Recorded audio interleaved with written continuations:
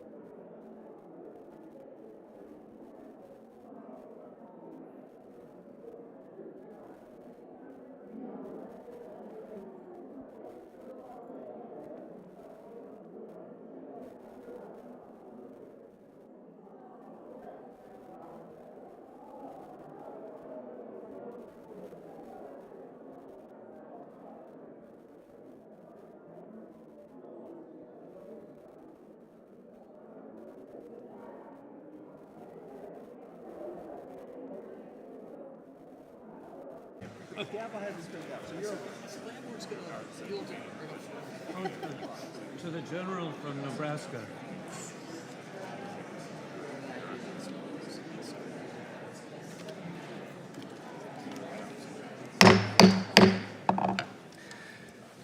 Committee will come to order. Our first hearing this Congress is on the threats posed by the Chinese Communist Party and what our military needs to do to stay ahead of them. China is the most challenging national security threat America has faced in 30 years. If we fail to acknowledge that and take immediate action to deter it, the next 30 years could be devastating for our nation. Under President Xi, the Chinese Communist Party has nearly tripled its defense spending in the last decade alone. The PLA has gone from an obsolete force barely capable of defending its borders to a modern fighting force capable of winning regional conflicts. The CCP now controls the largest army and navy in the world, with a goal of having them fully integrated and modernized by 2027. The CCP is rapidly expanding its nuclear capability. They have doubled their number of warheads in 2 years. We estimated it would take them a decade to do that. We're just informed by the DOD and the CCP now has more ICBM launchers than the United States. The CCP is starting to outpace us on new battlefields as well. They have leapfrogged us on hypersonic technology. They are fielding what we are still developing. They are making advances in AI and quantum computing that we struggle to keep pace with. Finally, their rapid advances in space were one of the primary motivations for us establishing a Space Force. The CCP is not building these new and advanced military capabilities for self-defense. In recent years, the CCP has used its military to push it out its borders, to threaten our allies in the region, and to gain footholds on new continents. In violation of international law, the CCP has built new and commandeered existing islands in the South China Sea, where it has deployed stealth fighters, bombers, and missiles. It continues to intimidate and coerce Taiwan, most recently by surrounding the island with naval forces and launching endless fighter sorties across its centerline. In recent years, the CCP has also established a space tracking facility in South America to monitor U.S. satellites, as well as an overseas naval base miles from our own on the strategically vital Horn of Africa.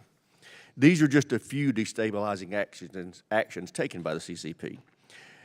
They speak nothing of the CCP's Belt and Road debt trap diplomacy, its illegal harvesting of personal data and intellectual property, its ongoing human rights abuses, and its advanced espionage efforts, the latter of which came into full focus for all Americans last week when the Biden administration allowed a CCP spy balloon to traverse some of our nation's most sensitive military sites.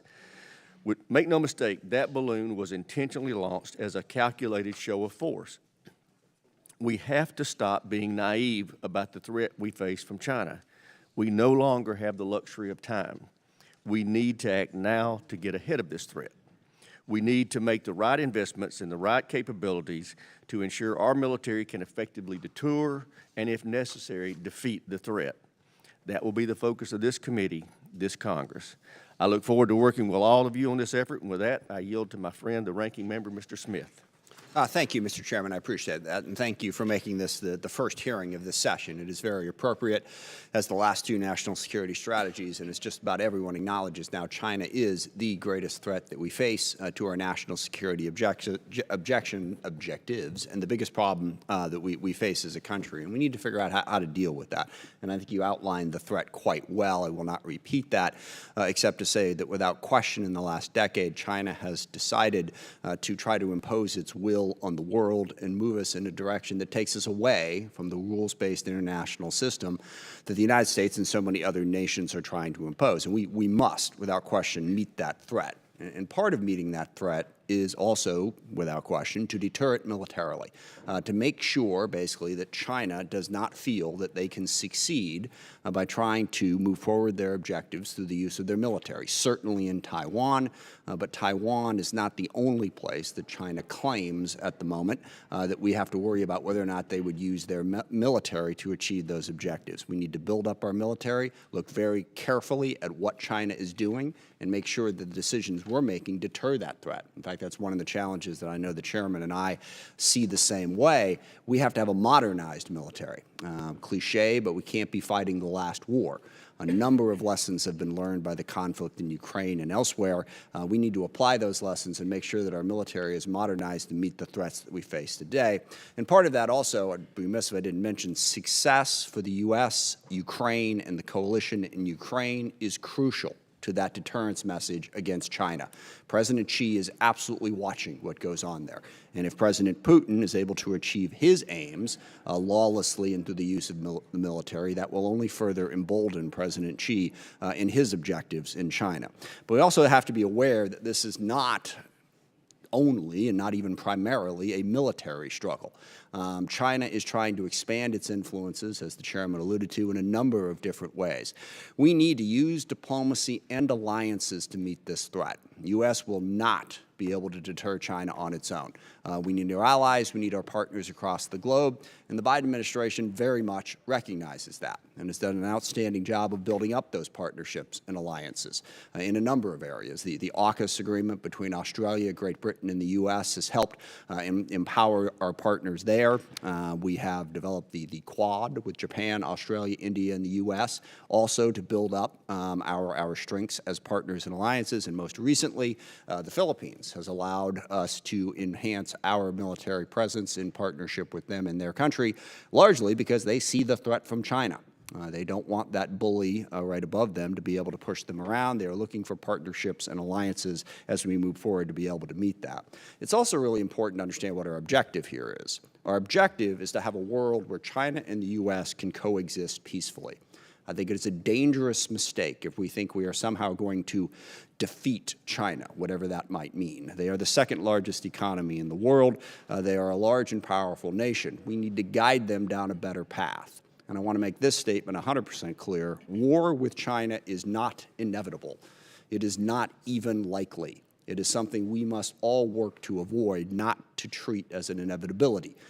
It doesn't have to be that way. Let us use our skills, our diplomacy, and our ability to deter to avoid it. And the last thing I want to say is, as we look at this problem, we need to be careful to separate the Chinese government from the Chinese people, and certainly from the Asian people. In the last couple of years, there has been a massive increase in anti-Asian bigotry and hate in this country. The Asian American population in the U.S. is an incredibly vital part of our country, and also really rather important to the fight to set a different vision for the world than the one China lays out. Let's take on China, but let's remember to respect the Asian American people who are so crucial to what we're doing here in this country. With that, I look forward to testimony. Yes, I want to welcome our witnesses, Dr. Sisson and Admiral Harris. Great to see you both back. Look forward to your testimony. Thank you, Mr. Chairman. Great. Thank you. Now I'd like to take a minute to introduce our panel. First, a fellow who has had my admiration for many years is Admiral Harry Harris, former commander of the U.S. Pacific Command, now Indo-PACOM, under Presidents Obama and Trump, as well as former U.S. Ambassador to South Korea. And Dr. Melanie Sisson is a fellow with the Brookings Institute, Talbot Center for Security, Strategy, and Technology. We had Ambassador O'Brien slated to appear, but unfortunately he had an emergent personal matter that he could not be with us today. So Admiral Harris, Dr. Sisson, we look forward to your testimony, and Admiral Harris, we'll start with you. Thank you, Chairman Rogers and Ranking Member Smith and distinguished members. I'm honored to appear again before this committee, this time alongside the esteemed Dr. Melanie Sisson. That your first meeting of the 118th Congress addresses a threat that the United States faces from the People's Republic of China, or PRC, sends a powerful signal to the region. I'm grateful for Congress's passing of the FY23 National Defense Authorization Act, including the embedded Taiwan Enhanced Resilience Act, which increases military aid and security cooperation to that embattled island. There are very few bipartisan issues in Washington these days, but our national concern about the PRC is one of them. The U.S. has enduring national interests in the Indo-Pacific, a region at a precarious crossroad where tangible opportunity meets significant challenge. We find ourselves again in peer competition with adversaries who are developing and deploying cutting-edge weaponry and information disorder to undermine our democracy and defeat us. In 2018, I talked about our challenges: a rogue North Korea, a revisionist PRC, and a revanchist Russia. Over the past 5 years, the situation has worsened, in my opinion, and almost every geostrategic measure. A security environment more complex and more volatile and more dangerous than any that I've seen. We are in what I call the decisive decade. Last fall, the current administration finally released its national security strategy. Though I would use the term adversary rather than competitor, the strategy recognizes that the PRC is the only competitor with both the intent and increasingly the capability to reshape the international order. Now, while the U.S. has partnered well with China on several important fronts, Washington and Beijing fundamentally disagree on how to approach the international order. The PRC does not keep its word, from its treaty with the British on Hong Kong to its human rights abuses against the Uyghurs and others, to its attempts at commercial espionage and its quest to intimidate, isolate, and ultimately dominate Taiwan. The PRC's aggression in the South China Sea continues unabated, despite the 2016 Permanent Court of Arbitration's ruling that invalidated China's ridiculous nine-dash-line claim and unprecedented land reclamations. Beijing's actions are coordinated, methodical, and strategic, using its military and economic power to erode the free and open international seas. Last week's spy balloon drama playing out on the doorstep of the Secretary of State's planned visit to Beijing typifies PRC bad behavior and disregard for international norms. That Beijing would claim that the incursion over sovereign American airspace was innocuous and unattended beggars the imagination. China's considerable military buildup could soon challenge the U.S. across almost every domain. Now, while some might say that PRC is already there, I'm not one of them, yet. However, the PRC is making significant advances in missile systems, including hypersonics, fifth-generation fighters, a blue water navy, and the next wave of technologies, including artificial intelligence and advanced space and cyber. Geopolitically, Beijing seeks to supplant the United States as a security partner of choice for countries not only in the Indo-Pacific, but globally. The U.S. makes it clear that we reject foreign policy based on leverage and dominance. We encourage every country to work in its own interest to protect its own sovereignty. And we must work in our own enlightened self-interest to develop our own reliable sources of rare earths, pharmaceuticals, and chemicals essential for weaponeering, independent of the PRC. Former Deputy National Security Advisor Nadia Shadlow wrote last year that the PRC is, quote, the sole source or primary source supplier for a number of critical energetics materials, unquote. And by energetics, she's referring to those materials that are used for explosives and propellants, from bullets to artillery to missiles.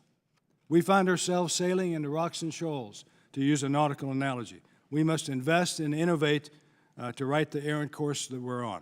Otherwise, the joint force will struggle to compete with the People's Liberation Army on future battlefields. Now, I note that the current administration's fundamental understanding of the PRC is consistent with its predecessor, as my esteemed colleague knows well. The Secretary of State testified that the previous administration's tougher approach is right, that what's happening in Xinjiang is genocide, and the democracy is being trampled in Hong Kong. The Secretary of Defense testified that he's focused on the threat posed by the PRC, and he promised strong support for Taiwan. Look, Taiwan is democratic, an idea factory, and a global force for good. Just last week, the Cato Institute called Taiwan the freest country in East Asia, ahead of Japan, ahead of South Korea. I've called for ending the almost 44-year U.S. policy of strategic ambiguity in favor of strategic clarity. I also believe that we should ink a bilateral free trade agreement with Taipei as soon as possible. The new Indo-Pacific strategy calls for an environment whereby Taiwan's future is determined peacefully by its own people. What a concept. My successor at Indo-Pacific Command testified before Congress in 2021 that the PRC could invade Taiwan in 6 years. That's 2027. We ignore Admiral Davidson's warning at our peril. The PRC's intent is crystal clear. Maya Angelou once said that when someone shows you who they are, believe them the first time. Well, Xi Jinping has showed us his intent regarding Taiwan time and time again, and shame on us if we ignore him. We must not allow the PRC to dictate America's Taiwan policy. Indeed, I'm worried about the trajectory of the PRC's body politic. Former Australian Prime Minister Kevin Rudd recently wrote that last October's 20th Party Congress, quote, is an era-defining event. cementing Xi Jinping as China's paramount leader, solidifying the country's turn to the state and away from the market, and officially underscoring the primacy of Marxism-Leninism," unquote. In other words, Deng Xiaoping is dead in more ways than one. Mr. Chairman, while challenges to our interests in the Indo-Pacific, especially from the PRC, are real, I believe that America's resolve is powerful and steadfast. I thank you and this committee and the whole Congress for your enduring support to Indo-PACOM, to our armed forces, and our diplomatic corps. Thank you, and I look forward to your questions. Thank you, Admiral. Thank you, And Madam Dr. Sisson, you're recognized. Chairman Rogers, Ranking Member Smith, and members of the committee, thank you for inviting me here today to support your efforts to assess and to respond to the threat of the Chinese Communist Party to U.S. national defense. Under the rule of the CCP, the People's Republic of China is seeking to expand its influence culturally, economically, politically, and militarily. It has used illicit and illegal means to advantage its economy. It has been obstructionist in multilateral organizations and on critical transnational issues such as climate and health. And it has not only improved the capabilities of its armed forces, the People's Liberation Army, but also has used those forces to advance discredited territorial and resource claims and to threaten and intimidate its neighbors. Advances in the capabilities of the PLA, together with the CCP's long-standing interest in unification with the democratically self-governing island of Taiwan, has energized concern about China's near-term intentions toward the island and about the role of the United States in cross-strait relations. Since 1979, the United States has adopted a constellation of official positions, together known as the One China policy, that allow us to acknowledge but not to accept China's perspective that there is one China and that Taiwan is part of China. Under the One China policy, the United States has developed robust unofficial relations with the government and people of Taiwan, consistent with our interest in preserving peace and stability in the Taiwan Strait. U.S. policy is guided by an interest in ensuring cross-strait disputes are resolved peacefully and in a manner that reflects the will of Taiwan's people. This has required the United States to deter Taiwan from declaring independence and also to deter the CCP from attempting unification by force. The 40-year success of this strategy of dual deterrence rests upon the unwillingness of the United States to provide either an unconditional commitment to Taipei that it will come to its defense militarily, or an unconditional commitment to Beijing that we will not. The U.S. national security interest in the status of Taiwan remains that the CCP and the people of Taiwan resolve the island's political status peacefully. Dual deterrence, therefore, remains U.S. strategy, reinforced by U.S. declaratory policy, which is to oppose unilateral changes to the status quo by either side. The modernization of the PLA has changed the regional military balance, and significantly enough that the United States no longer can be confident that we would decisively defeat every type of PLA use of force in the Taiwan Strait. This fact, however, does not necessitate that the U.S. abandon the strategy of dual deterrence, and it doesn't mean that the United States should seek to reconstitute its prior degree of dominance. Posturing the U.S. military to convince the CCP that the PLA could not succeed in any and every contingency over Taiwan is infeasible in the near term and likely beyond. The PLA's advances are considerable and ongoing, geography works in its favor, and history demonstrates that it's far easier to arrive at an overconfident assessment of relative capability than it is to arrive at an accurate one. Attempting to demonstrate superiority for all contingencies would require a commitment of forces that would inhibit the United States from behaving like the global power that it is, with global interests to which its military must also attend. This posture, moreover, is not necessary for dual deterrence to extend its 40-year record of success. We can instead encourage the government of Taiwan to adopt a defense concept that forces the PLA into suboptimal strategies and increases the battle damage Beijing would have to anticipate and accept. The CCP should also be reminded that in addition to retaining the option of direct U.S. military engagement, U.S. military superiority in the Persian Gulf and Indian Ocean allows us to threaten the maritime shipping upon which China depends for access to energy, global markets, and supply chains. The inevitable damage a use of force would cause to the global economy and the imposition of sanctions and restricted access to critical inputs needed to sustain China's economic development and the quality of life of its people, moreover, would certainly compound China's losses. The CCP should have no illusion, however, that it can inflict a first strike on the United States that prevents us from joining in the defense of Taiwan. Militarily, this will require the armed services to develop concepts of operation that maximize the effects of dispersal, mobility, and localized decision-making, and to make investments in the portable and expendable assets that those concepts required. Uncrewed systems that launch sensors and anti-ship missiles, for example, without the need for runways that are difficult to defend. DoD must also prioritize improving the resilience of its command, control, and communication systems against disabling electronic and cyber attacks. These and related measures will position the United States not only to implement its strategy of dual deterrence in the Taiwan Strait, but also will prepare us to detect and respond to Chinese incrementalism throughout the Western Pacific and beyond. Plentiful surveillance, resilient command and control, and small situationally aware mobile deployments are necessary for the armed forces to minimize opportunities for the PLA to engage in unlawful and coercive actions and to deny it gains when it does. The U.S.-China contest is definitionally strategic. Its outcome will be determined by the respective abilities of the CCP and the government of the United States to marshal all instruments of national power and to deploy them in a comprehensive, well-executed grand strategy. It's therefore essential that Congress ensures DoD is equipped in concept and in capability to deter PLA aggression regionally and also to shape and constrain the geopolitical conditions within which the CCP pursues its objectives globally. I look forward to discussing these important issues with you. Thank you, Dr. Sisson. One of the many things I liked about the Chairman Smith when he served as Chairman Smith was his rigorous enforcement of the 5-minute rule. I think that that's the only way we can show respect for our colleagues. So understand, I will be following the mold set by Adam Smith when I tell you your time is up.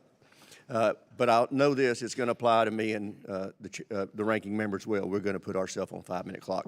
With that, I recognize myself for a couple of questions. Recently, we've heard from military leaders that we could have a U.S. conflict with China in the near future. My question is, what do we need to be doing to prepare for that, assuming that that assessment is correct, that we could have a near-term conflict? Admiral, what do you think? Thanks, sir, for the question. My colleagues in uniform have given a couple of different timelines. Admiral Davidson, the Davidson window is 2027. I talked about it in my remarks. General Minihan just last week said 2025. I think the most important thing is less the specific date than the fact that our military is committed to defending the United States whenever an attack happens, whenever they're called upon. And I think that Admiral Aquilino, who's the current Indo-PACOM commander, is doing just that. You know, he's developed this concept called see, blind, and kill. You know, see the enemy, blind the enemy, and then kill the enemy. And he's working on that with expeditious need, because his requirement is really what we've said all along about the Indo-Pacific, and I'm sure the other combatant commanders would say the same thing. Their job is to defend and be ready to fight tonight, not in 2025 or 2027 or 2030 or whenever those hypothetical dates are thrown out there. Great. Dr. Sisson? Thank you. Representative, first I would say I agree with Admiral Harris in terms of the responsibility of the services to be prepared always for those sorts of unfortunate events. What I would say in terms of among the most important things that can be done now is to reinforce our deterrent posture. I think it's harmful for us to have repeated incidents of high-level department officials making different estimations. It suggests that we don't have a coherent view of what's happening over the strait, and that certainly is not helpful to our effort to deter the CCP. Great. I'm curious, what do y'all think we could do to improve Taiwan's defenses that could help deter China in any kind of aggressive behavior? Admiral Harris? Sure. So I was in Taiwan last week meeting with the senior leadership there. I was there for 5 days. I got a chance to travel down to Kaohsiung, Taiwan, to look at the progress they're making on their Indigenous Defense Submarine, or IDS. I believe, Mr. Chairman, that there's a lot that we are doing, but there's a lot more that we could do. For example? For example, we could sign a free trade agreement with Taiwan. That's important not only on the economic side, but also because of the example that sets for other countries who might be considering doing trade deals with Taiwan, opening up to Taiwan, but they're waiting for cover from a country like the United States. So that's one thing we could do. We could help them more, I believe, in training. As they go from a 4-month draft, a 4-month conscripted force, to a 1-year conscripted force starting in 2024, they're going to need some help in training them, and 2, how to train them, because this is a new thing for them. But I do believe, based on my time in Taiwan last week, that I've come away with a belief that Taiwan is both resilient and understanding of the need for their self-defense. And this is driven a little bit by the Chinese move on Hong Kong, but most currently by Russia's move on Ukraine. Dr. Sisson, is there anything in particular you'd like to see us do to help Taiwan be more able to deter any aggressive behavior from China? I think it's absolutely the case that there can be changes made to enhance the porcupine position in the defense concept, and those are things like investments in short-range anti-air and anti-ship defenses, naval mines, and so forth. I'm sure I don't need to tell the committee those specifics. The Admiral raises the other good point that it is essential, and one of the lessons that we've absolutely learned from Ukraine, that the people of Taiwan will need to be prepared to be resilient in the event of a blockade, for example, and ready to engage in any prolonged and intensive resistance to invasion and occupation. That preparation, visible preparation, can serve as a deterrent. Great. Thank you very much. Chair, and I recognize the ranking member. Thank you. Building off of the chairman's comments, I think setting a specific date on it isn't really the point at this point. I mean, China could do it right now. They have the capability. They're jockeying for a position, trying to figure out how to maximize their chances for success. We obviously need to be prepared to deter that. I do worry about the inevitability comments, because these words get played up in China, and then China's like, well, the U.S. is coming for us, so we may as well go for them. I think we need to be careful about that particular language. But building off of what can be done to deter, Dr. Sisson, you mentioned the need to disperse and make our forces more mobile, and that's been a big piece of analysis of what we're doing there. I've seen the analysis. What's your assessment, both of your assessments, about how we're doing on making us less of a target initially in that way, and what do you think we need to do to get there more quickly?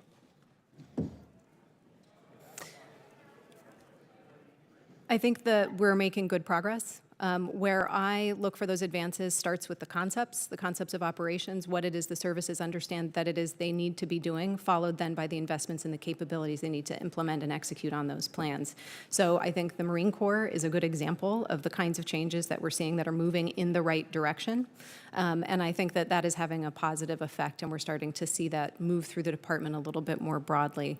We need to be thinking about resilience. We need to be thinking about how we're working with AI-enabled capabilities and autonomy, including in surveillance and getting information right up to what we call the tactical edge. And I see the department working in those directions very much. Thank you, Admiral. Thanks, sir. I think that, among other things, we need to understand more fully the PRC, the Chinese surveillance capabilities and systems. Shooting down that drone and then recovering the parts over the Atlantic, I think, is very helpful in that regard. General Van Herk, the NORAD Northcom commander, spoke yesterday about what he called a domain gap in his ability to understand the China's balloons that they've sent forward across the United States over the past several years. So that ought to concern all of us, and so I think getting these parts of this balloon together and understanding their surveillance will help. It's hard to disperse a fixed airfield, and I'm speaking a little parochially since I'm from the Navy, and that's why development of aircraft carriers is so important.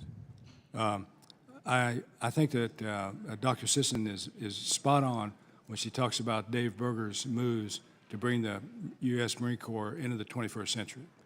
I support what he's doing, and I'm excited by where he's going with that. So those are some of the things that we could be doing, and we are doing, to address the threat from the PRC. And what about our partners in the region? Japan, in particular, has really stepped up. I think they now recognize the threat from China, Australia to some extent as well. What role do you see our partners in the region playing in deterring China's aggression towards Taiwan and, frankly, aggression towards many of the other neighbors, as the chairman outlined? Yeah, well, I'll start. I think that the America's greatest asymmetric capability, our greatest asymmetric strength, is our alliances and partnerships, our whole network across the globe. Japan, as you mentioned, sir, they have clearly stepped up to the plate. Before the late Abe Shinzo was assassinated, he was leading that, and I'm happy and pleased to see that Foreign Minister Kishida Fumio has followed in his footsteps. They recognize that they are in a precarious position vis-a-vis China. I think South Korea is an important ally. They realize it as well, as does Australia, especially Australia. I mean, it was Peter Dutton, the former Minister of Defense down there, who said, of course we would defend Taiwan with the United States. That's a powerful statement for a country to make when you're talking about armed conflict with the PRC over Taiwan. He made that comment about 2 years ago. So I think that we cannot do it alone. We rely heavily on our allies, and that is our greatest asymmetric strength. Thank you. I'm about out of time, so I will yield back. Thank you. Chair, now recognize the gentleman from South Carolina, Mr. Wilson.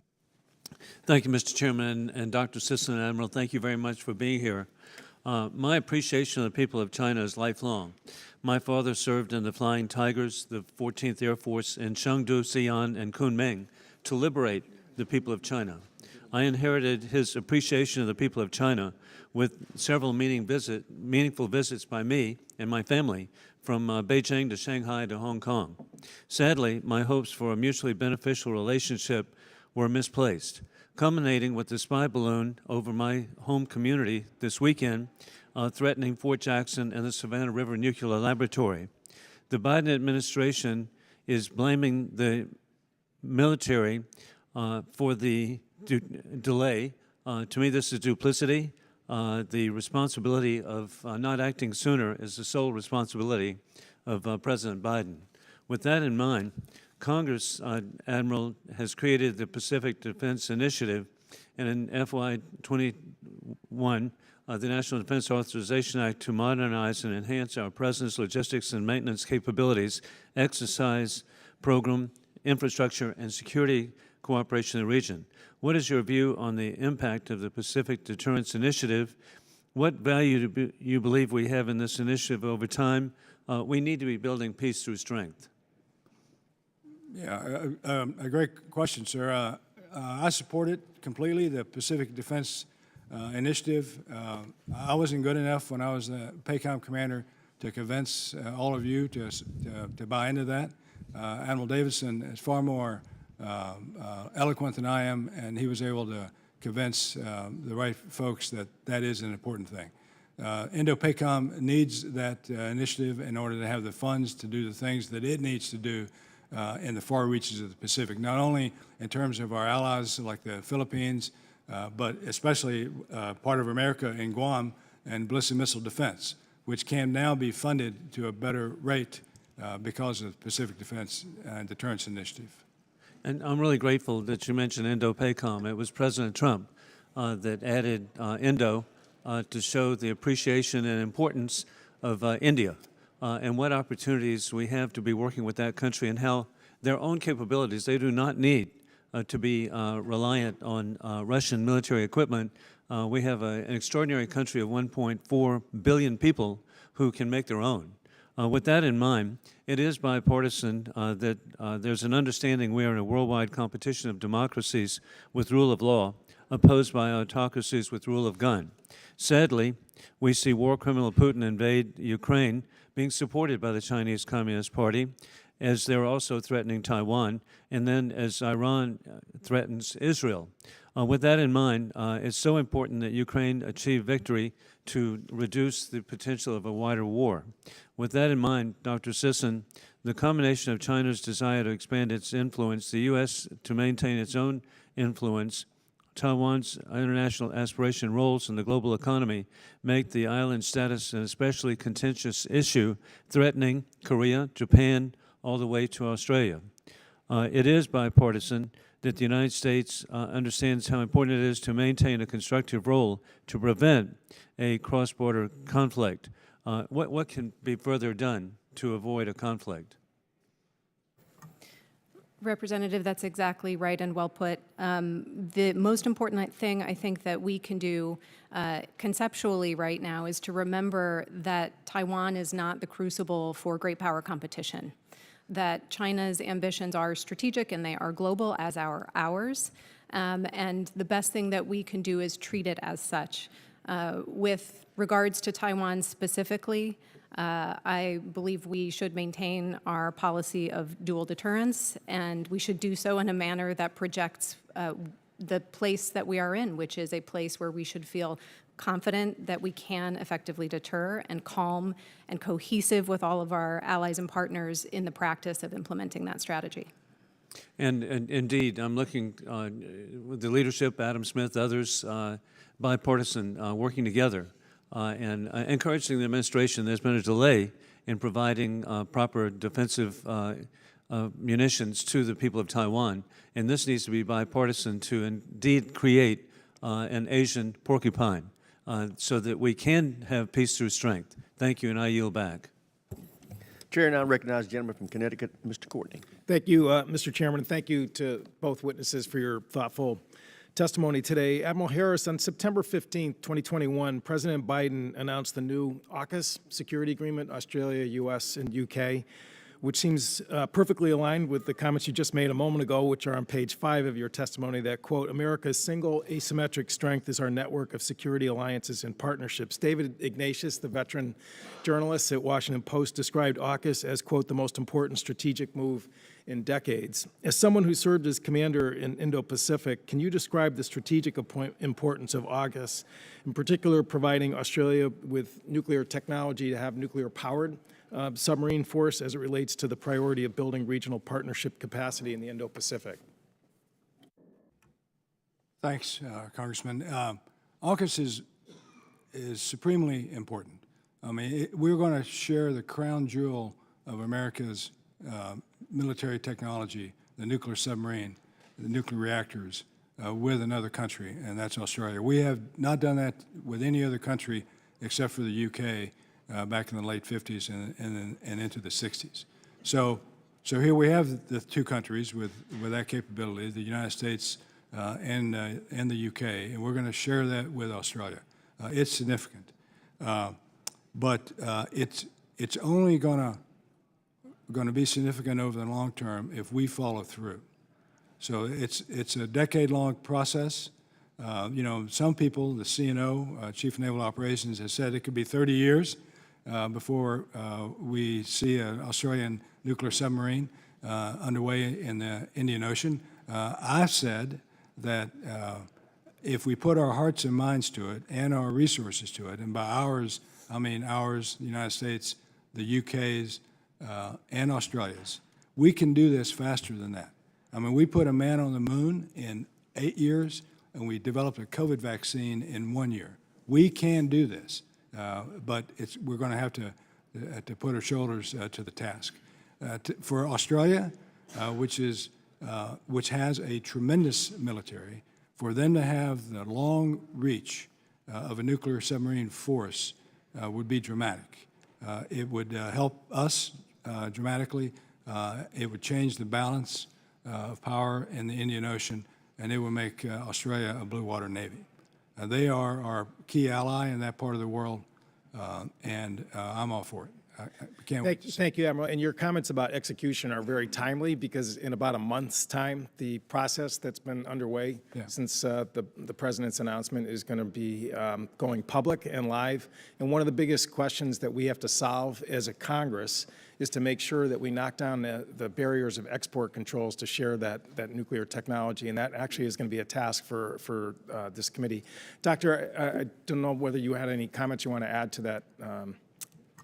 Thank you. Yeah, just briefly, I think it's important to note that anything that improves our situational awareness in the Western Pacific and ability to operate there broadly is very good for our policy overall in the region and our interests in the region.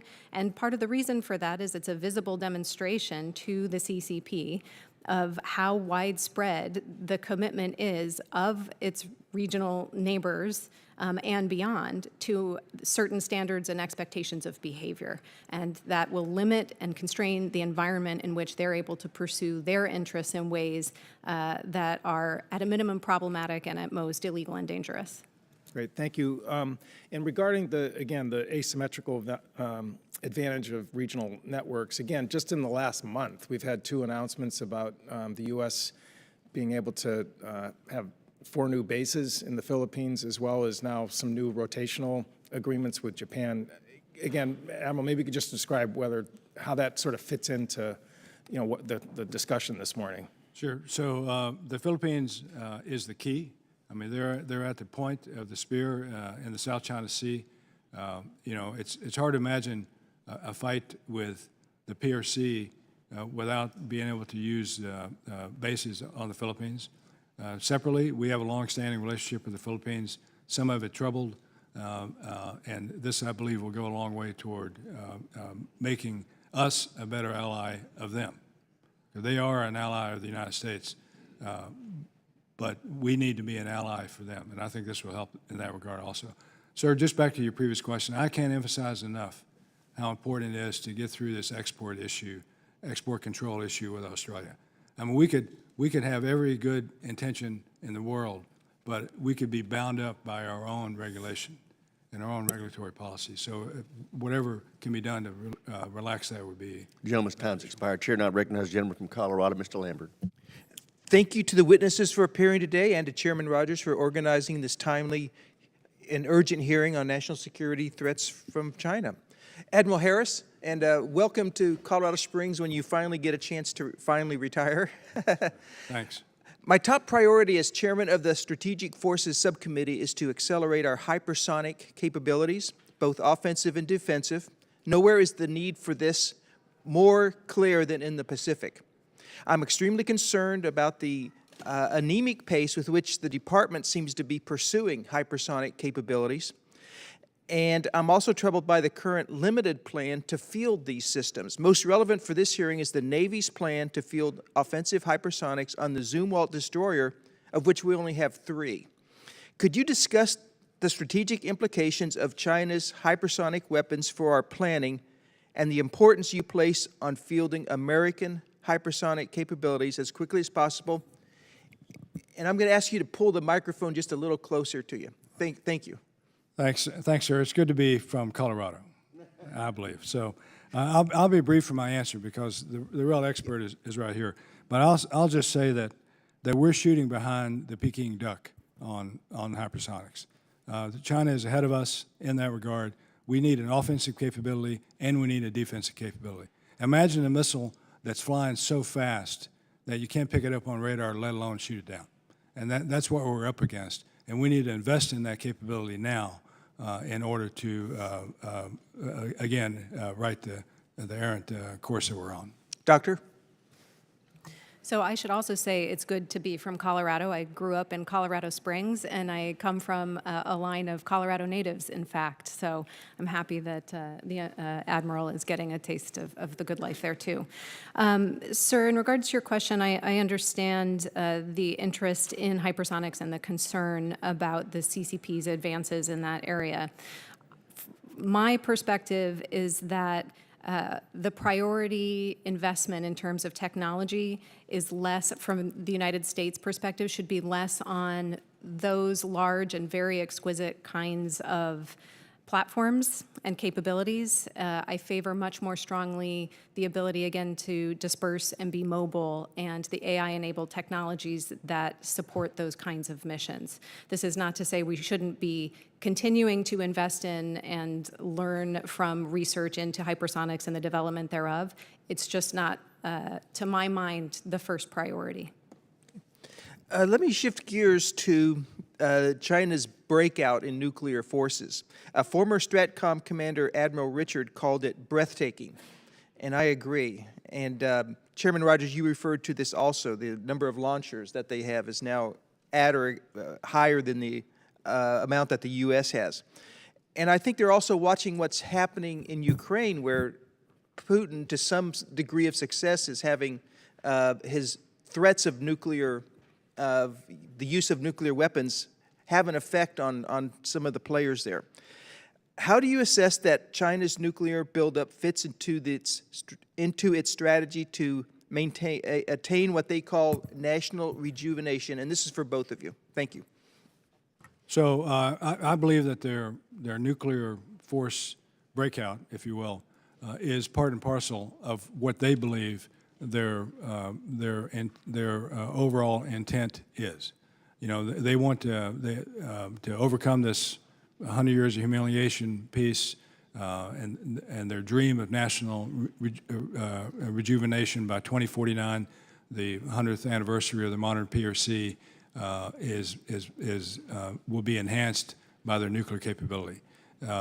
2027, the Davidson window, if you will, that's the 100th year of the PLA, the People's Liberation Army. So that's another important milestone. And it behooves us to modernize our nuclear arsenal as well so that we keep up. We never want to create a situation whereby China or any other country can envision a successful first strike. Doctor?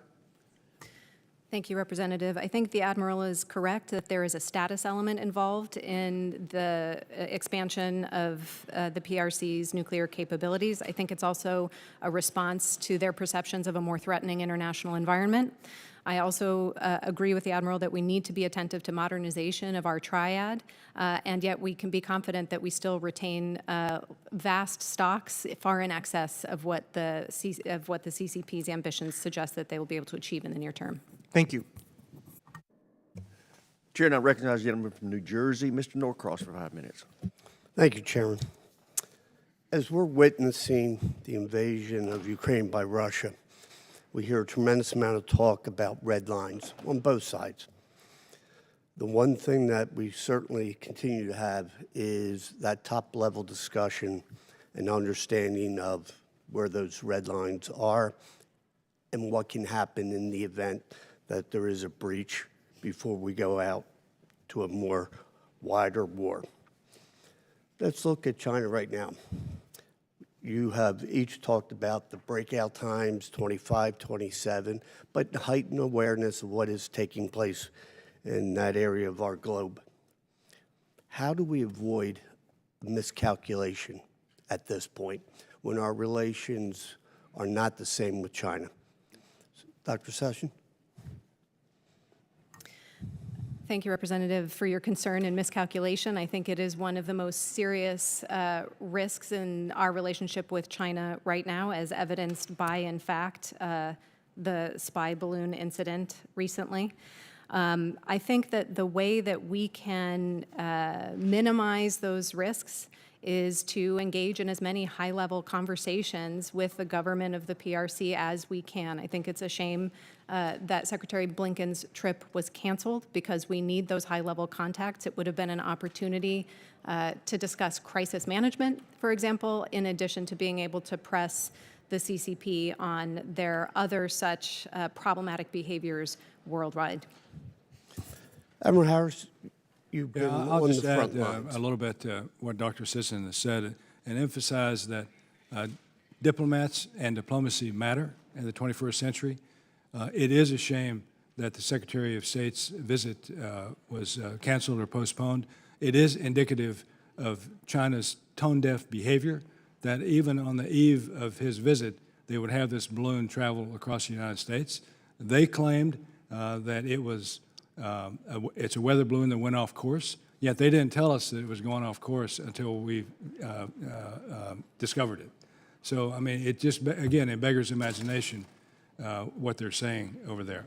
So I do think that diplomacy matters. At the height of the Cold War, we should never forget that we maintained diplomatic relations with the Soviet Union, even in those dark days of the 60s and 70s. So I hope that we get back on some diplomatic footing with the PRC. It's important to both countries that we do so. Thank you. I yield back. Chair now recognizes the gentleman from Virginia, Mr. Whitman, for 5 minutes. Thank you, Mr. Chairman. I'd like to thank our witnesses for joining us today. If we watched this past weekend, we really shouldn't be shocked that the CCP had taken the brazen effort to fly a spy balloon over the United States. We've seen behavior by the CCP, purchase of agricultural lands, purchase of strategic lands around military bases. We look too at their recruiting of intellectual capacity from the United States to China. We see too the incredible importation of illicit fentanyl here to the United States and the havoc that it's wreaked on our communities. This committee understands very clearly both the near, medium, and long-term effects of Chinese aggression.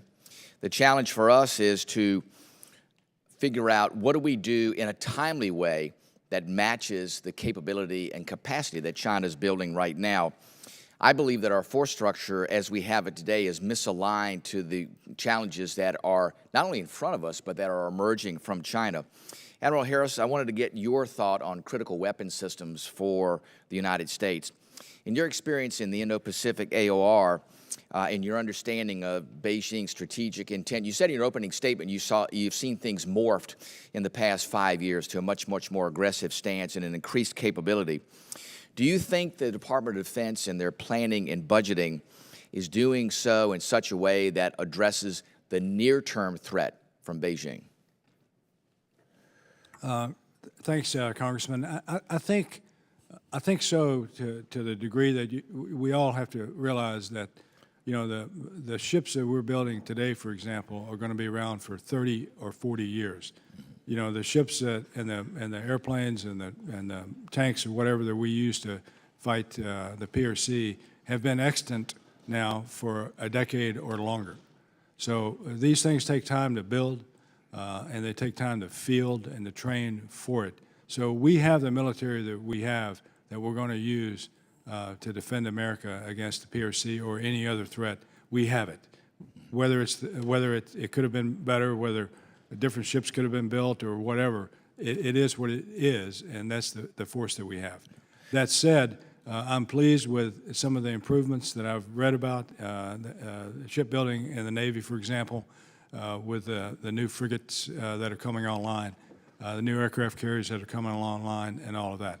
It takes a long time, and for some reason, I couldn't understand it when I was in uniform either. It seems to take longer than it should to develop and field a new weapon system. I do think that the most important capability that we have to get right is a nuclear deterrent. Yeah.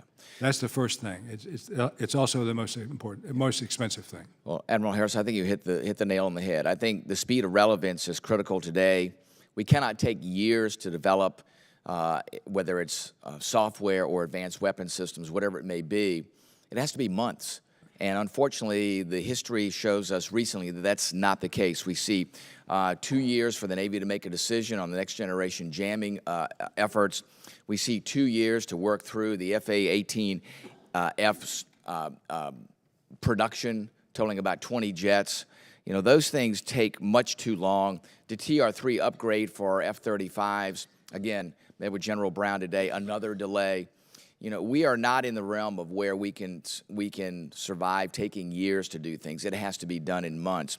Can you give us your perspective, and you talked a little bit about it, about pacing on modernization, pacing on developing and implementing emerging technologies to counter Beijing and the things that they're doing. I said at the Reagan National Defense Forum, China starts out with a blank sheet of paper. Our process to do acquisition in the Pentagon takes an 11 by 17 sheet of paper, and you have to use a microscope to read the words on it and understand the flow chart. Well, we follow, and rightly so, you know, law, regulation, and policy. The PRC is able to insert themselves in the middle of our long acquisition cycle through theft and cyber espionage. Yeah. So they get a jump on us because they're not bound by our laws, regulation, and policy. I do believe that if we're serious about China, our entire country needs to move faster, as you said. Yeah, very good. Dr. Sisson?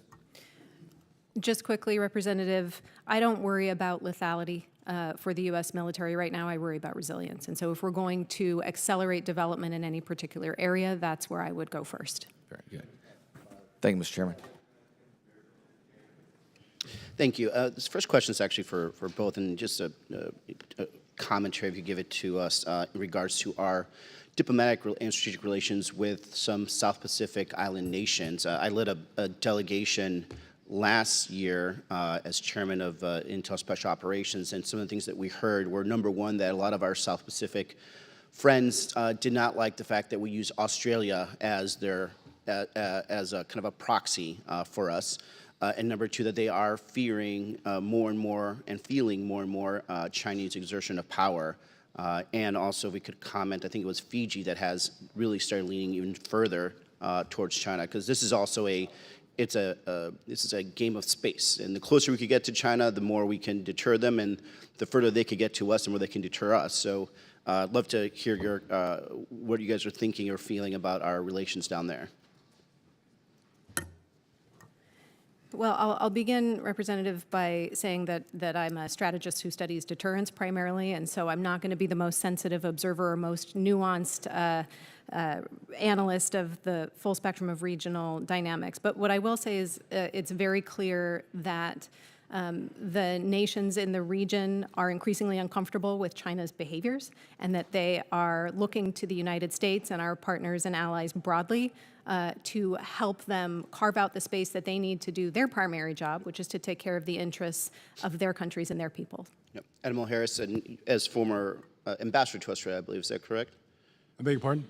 And as former ambassador to Australia, or is it just South Korea? No, I wished I was. Right, I think we But nominated you. I was nominated. Yeah, we nominated you, but then we moved you over. But I don't know if you have any I input love on my this. time in South Korea. Yeah. And at the same time, I was disappointed I didn't go to. Right. So are we. But I don't know if you have any, diplomatic insight, enough? any insight into our relations in the South Pacific. Yeah, so where we are in the South Pacific, I believe, is an outcome of some very bad decisions that we made in the 1990s or so. For example, we made a decision to shut down the embassy in the Solomons. And we should not be surprised in 2023 or 2022 that China moved into that vacuum in a big way and inked a defense relationship with the Solomons. You know, I was in Fiji last year, and the American embassy in Fiji is responsible for 5 islands, 5 independent countries that the ambassador there is accredited to. That is a mistake. It's probably a budget-driven mistake that we need to fix, and we are fixing. The U.S. is going to re-stand up our embassy in the Solomons, and we're going to put at least one other embassy in that area of 5 countries that the American embassy in Fiji is responsible for. Separately but related, we're doing the same thing in Maldives. Maldives right now is covered by the ambassador and the embassy in Sri Lanka. We're standing up an independent, separate embassy in the Maldives. We need to do more of this. Yep. Because, again, I hate to go back to what I keep saying, but diplomacy and diplomats matter. I came to that realization late in my life, but I hope to be able to influence. Thank you, Admiral. And I will say, from our travels, and we went to Palau, Papua New Guinea, Philippines, we did hear that we needed to exert our, our diplomatic initiatives stronger in that area.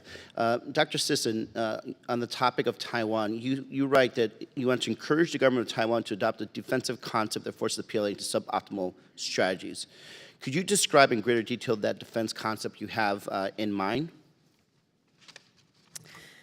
I will give you as much detail as I can, but caveat it by saying that it's a big question, and I'd be happy to engage with you and your staff afterwards on more specifics if you want. But the basics are actually not, they're not rocket surgery, right? I mean, they are things that would make it more difficult for the PLA to get its ships close to the island. There's advantages of the terrain on the island that Taiwan could certainly work with. There's long shorelines that you can take advantage of with particular kinds of munitions and fast attack ships, for example.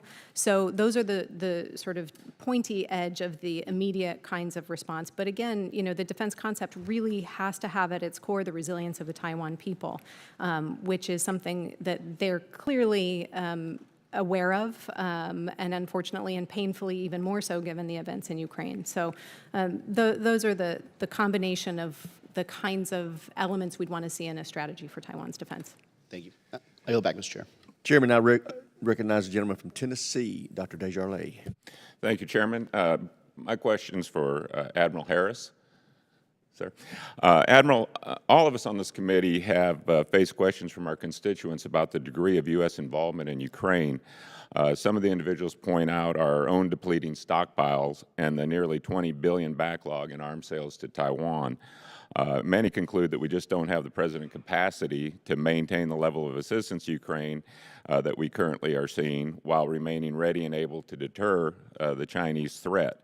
In your view, is this a binary choice between helping Ukraine now and preparing for Taiwan for a looming conflict with China later, or do you think we can adequately address both at the same time? Thanks, Congressman. My relatives in Tennessee, where I grew up, have asked me that same question. I believe that we can do both. We can walk and chew gum at the same time.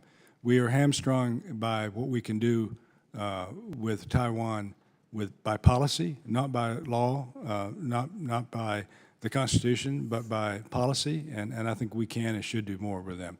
That said, Ukraine is the wolf closest to the sled, and we have to deal with Ukraine today. I believe that we are doing a lot with Ukraine, but I think there's more juice in that orange, if you will. You know, we've given them Stingers and Javelins and HIMARS and helicopters, and soon we're going to give them Vampire anti-drone systems, Patriots, and Abrams tanks. And that's what they need. If we don't help Ukraine fight Russia today, then are we going to be asked to help Moldova when Russia attacks Moldova or Kazakhstan or Turkmenistan or any of the other countries that are on the periphery of the former Soviet Union? The Baltics too, but that's a different nut to crack because the Baltics are a part of NATO now. So I do believe that we need to do as much as we can for Ukraine, and we have the capacity to help Taiwan at the same time. So it's not binary, but we have to overcome policy on the Taiwan front and not so much on the Ukraine front. Okay, understand that. What role does Congress have in helping alleviate these concerns? Are there certain initiatives that you would like to see us undertake to support the industrial base and the warfighter and to help get us out of the hole that we're in right now? Sure. I think the biggest thing is to pass a budget. I mean, the lack of a budget hamstrings industry and prohibits the department from doing adequate long-range planning. That's one thing. We talked before about export controls with regard to Australia. If we don't get the export controls right, then it doesn't matter how much good intent there is in getting them a nuclear submarine capability. The export controls will bite us right in the well, I won't say where it's going to bite us, but it's going to bite us right there if we don't get that right. With regard to Taiwan, I've mentioned some of the things already. A free trade agreement helps Taiwan in an economic sense probably more than it helps us. But what it does do, it creates this sense that we're willing to engage in a free trade agreement with Taiwan, and other countries might also be encouraged to pile onto that, which helps them in a big way. Okay, I want to try to get in one other question because you brought up the other countries that are threatened by Russia, and it ties into Taiwan as well. Just kind of wanted to get your opinion on your thoughts on the deterrence strategy that was adopted by the current administration in the lead up to the invasion of Ukraine. Former Prime Minister Boris Johnson was here last week, and he reminded us of one of the biggest reasons not to let Ukraine join NATO was that Putin might invade Ukraine. And we saw how that worked out. So if we're going to keep these type of things from happening in the future, Taiwan, what happened to Ukraine, what could happen to other countries if we don't stand strong right now, what's your opinion on how we can do better next time? So I've talked about it in other venues. I think this issue of strategic clarity versus strategic ambiguity is critical. And we have been well served, I'll be first to say that, by the policy of strategic ambiguity with Taiwan over the past 44 years. But I think the time for ambiguity is over. I think we have to be as clear about our intent with regard to what would happen if the PRC invades Taiwan, as the PRC is clear in its intent that it's ultimately going to seize Taiwan if need be. Gentleman's time's expired. Chair now recognizes the gentleman from Massachusetts, Mr. Moulton. Thank you very much, Mr. Chairman, and thank you very much, both of you, for joining us today. Ukraine is winning the war that Russia started by invading their country illegally, in part because we have assembled a remarkable coalition of allies, the best we've seen since World War II. We've provided them with extraordinary weapons and capabilities. And of course, the Ukrainian fighting spirit is something that the world is admiring. The problem is that all three of those factors have come to the forefront after Putin invaded. And so we have to admit that for everything that's going well in Ukraine, deterrence failed. And I certainly agree with the chairman and ranking member that we cannot let deterrence fail in the Pacific.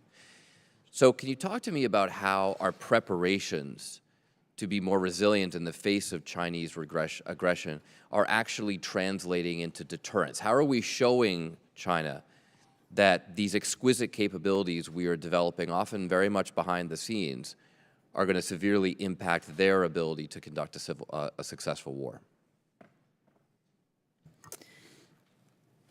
You raise the important point about preparations and also the important point about signaling and what it is that we convey and demonstrate to the CCP and how that affects their perceptions of our intentions and therefore are or are not deterred. I would start by pointing out that when we think about a strategy of deterrence, we have to begin from the presumption of failure. We have to accept that failure is likely to some greater or lesser extent, and therefore we have to design our strategies of deterrence with two things in mind. The first is, when the strategy fails, what position does it leave the United States in? And the second is, are there things that we can do to decrease the likelihood of that failure? In regard to Taiwan, the fundamentals of both of those things right now are still sound. Adding capabilities, whether behind the scenes or in full public view of the CCP, fundamentally won't change the nature of the dynamic, where it's clear that we are not giving Beijing a free pass, and we're also not giving Taipei a blank check. And so I'm not concerned that we need to demonstrate capability at this point in any greater extent than we have. What we need to do is convey cohesion. We need to convey confidence that we understand what's happening in the Strait. And we need to exude calm and confidence in the role that we have in preserving peace and stability in the Taiwan Strait. Ambassador Harris? Yeah, I'll associate myself with everything that Dr. Sisson said. I'll also add to it that the PRC is a learning machine. Xi Jinping, if nothing else, is watching and learning about what's happening in Ukraine. And I think he's got to be wondering if his army, which is trained in the Soviet model, is as bad as Russia's army appears to be. If his Navy is as weak as the Black Sea Fleet appears to be. And I'll just add, you know, if he'd have gone to my alma mater, he would have known that lesson one is don't lose your flagship.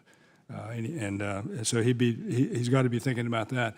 And he's got to be thinking if his generals are as bad as the Russian generals want to be. Thank you very much. Let me get a second question here. There's increasing evidence that China is facing a demographic and economic cliff in the coming years. If that is true, does it make it more or less likely that Xi Jinping does something rash and aggressive? I unfortunately don't have a great answer to that. I've been studying the behavior of my husband for 20 years. I'm the world's foremost expert, and I still get it wrong 30% of the time. I think that you're right to identify that the CCP is sensitive to conditions, that this is not an inevitability because they are aware of the environment in which they operate, the resources that are at their disposal. And so we'll have to pay close attention to all those conditions and go to the experts in the intelligence community for their assessment of how Xi is interpreting them. Yeah, I think the only answer to that question is in hindsight, because there are lots of folks that will weigh in on either side of that. So we're going to have to just prepare to fight tonight, to use something I said before. the PRC is also facing a demographic cliff. You know, just this year, they've been surpassed by India as the world's most populous country. And so that's another driver behind some people who would say that the likelihood that China will attack Taiwan is sooner rather than later. Well, there are a lot of differences between Russia and China, but it seems like there could be a frightening analogy here, or a comparison, or a parallel, rather, between Xi Jinping and Vladimir Putin. Thank you, Mr. Chairman. I yield back. Thank you, gentlemen. Chair now recognizes the gentleman from Nebraska, General Bacon, for 5 minutes. Thank you, Mr. Chairman. I can't think of a more important topic for our first hearing, so I appreciate the focus. It seems to me that deterrence in Taiwan should be one of our top national security priorities, because day one of the war, it's too late. And I hear a lot of talk from the administration. I don't know that I see the action, you know, that's equating to the talk that we have. We have a huge backlog in weapons that I read about. It seems to me they should be getting harpoons, long-range air defense, anti-shipping mines, and so forth. So my question to both of our great panelists, and thank you for being here today, are we seeing the right sense of urgency from this administration when it comes to Taiwan? Admiral Harris, you first, please. Yeah, I don't want to get into the business of discussing this administration's view as opposed to the last administration's or any others. I'll just observe that over the course of the last 20 or 30 years, we have not done enough for Taiwan writ large, across all administrations. We have not done enough given the threat that Taiwan faces, and given the fact that we have put Taiwan in this place.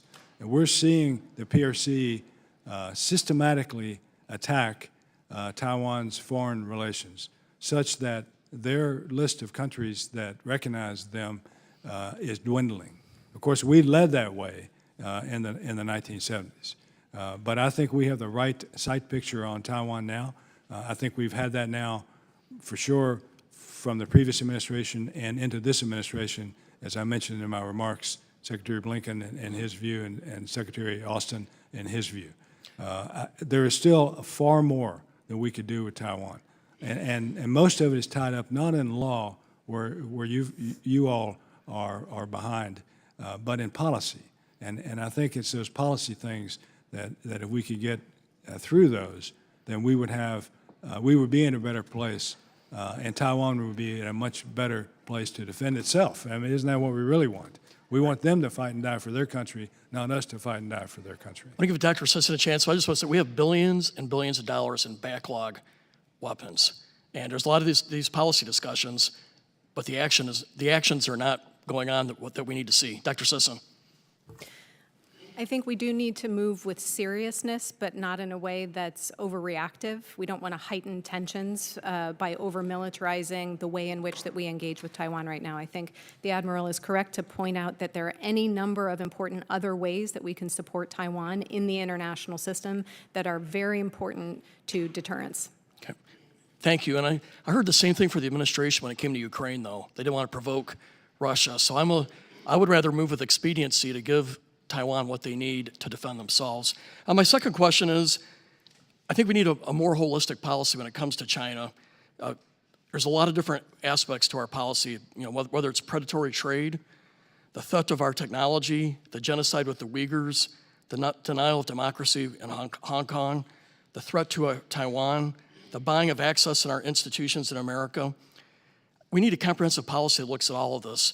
Is it your view that we right now have a comprehensive policy with China? Admiral Harris. Yeah, thanks. I don't think we have that comprehensive policy, but I think we're much further along now in 2023 than we have ever been. I used to talk about during the Cold War with the Soviet Union, almost every branch of the U.S. government understood that the Soviet Union was the threat. You know, I used to joke, even a park ranger, Smokey the Bear would tell you that the Soviets were the bad guys. We didn't have that comprehensive, unified view of the PRC. You know, State Department looked at it as a negotiation. DOD looked at it as a military operation. Commerce looked at it as a trading partner, and Treasury looked at it as a lender. So we didn't have this unified view across the government. But I think now we're getting to that unified view, and I think the Congress has a lot to do. It's a lot to do has done a lot, rather, to get us in that position. Thank you, Admiral. And with the 35 seconds left, I'll turn the rest of the time to Dr. Sisson. Thank you. Yeah, I will use it briefly to wholeheartedly agree with what the Admiral has said and point out also that in addition to the external levers and mechanisms of addressing the strategic activities of the CCP, we also are seeing much more progress looking internally and the things that we need to do domestically to position the United States to be able to use all of the sources of national power. So I think we're not all the way there, but the direction of travel is good. My thanks to you both. I yield back. Chair, now recognize the gentleman from California, Mr. Carbajal, for 5 minutes. Thank you, Mr. Chair.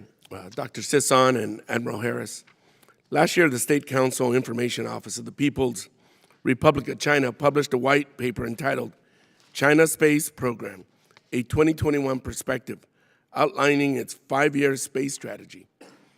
The report stated the space industry is a critical element of the overall national strategy. The PRC is expanding its investment in space technology and launch capabilities. Here at home, the United States continues to stand up our Space Force and increase our investment in space-based capabilities. As we rely more on the space domain, what PRC space capabilities do you perceive as the most advanced compared to U.S. Space Forces? And is there a platform or technology in the space domain that the United States should be more focused on as we further analyze what the PRC plans to invest in? Those are all very important questions, Representative, and I can only report with sadness that I'm not actually a rocket scientist. I do know some and would be happy to follow up. Broadly speaking, what I would say is that when we think about the space domain, we have to think about resilience and we have to think about defending those systems of not just obvious physical attacks, but incursions through cyber domains. Admiral? Yeah, thanks for the question. I'll note that when I was in uniform, I did not support the idea of a separate space service. But since then, I've come to realize that without a separate space service, we will not do what needs to be done to maintain our supremacy in space.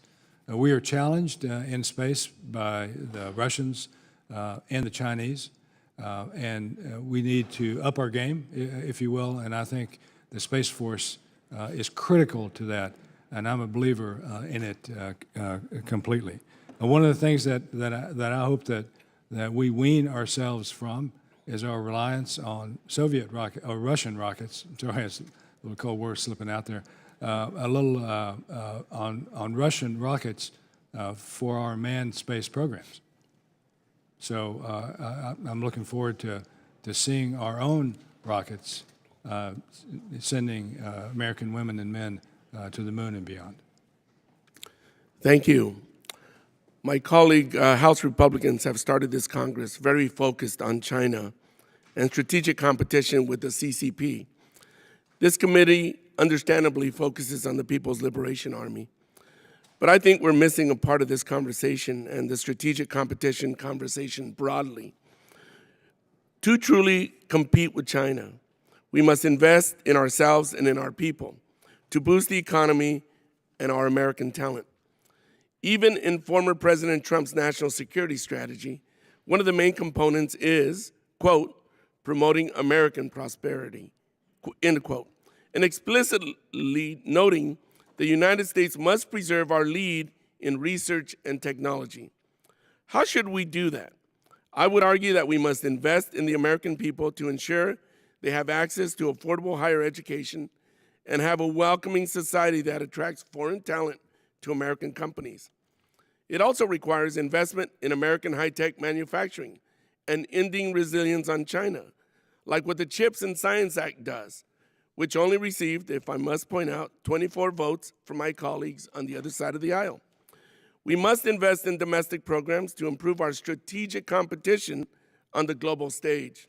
It's not just about purchasing more weapons. Dr. Sisson, what is your experience in writing about artificial intelligence and machine learning? How important is having an educated, qualified workforce to conduct the research of this emerging technology? Well, none of those things can happen. We can't have emerging technology without a trained workforce invested in the mission and interested in undertaking the work. I think your emphasis on artificial intelligence is particularly apt when we think about the strategic competition with China. There certainly are and will continue to be military applications of artificial intelligence in the defense enterprise. Really, when I think about the competition over artificial intelligence, it's beyond that. It's about a competition to see where the discoveries that help human health, wealth, and well-being worldwide happen and how they get distributed. And I very much would like to see the where be here and how be based on our values and principles and not those of the CCP. All of that will require, as you note, concerted investment in the sources of human talent that are the ones that innovate those technologies in the first place.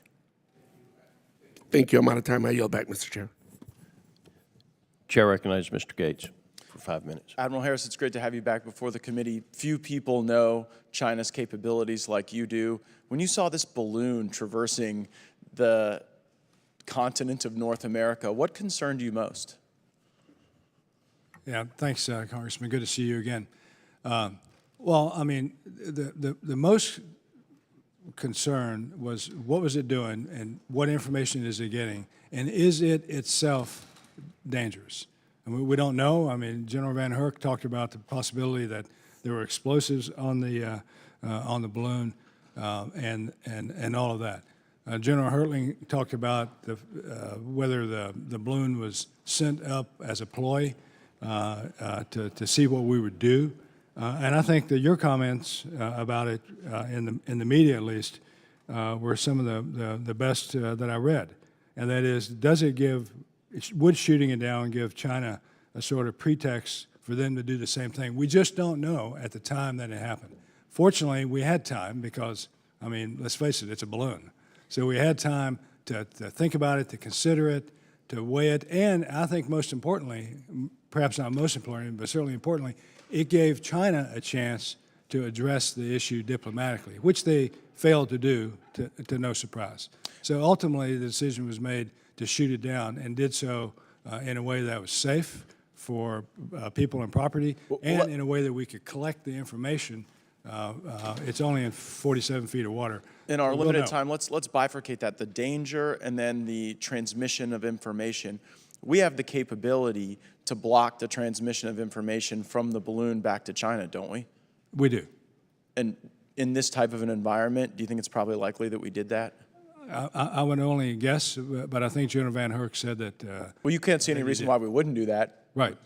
And when it comes to the danger that the balloon poses, are you aware of capability with this type of a balloon system to birth sensors or drones or other hardware or assets?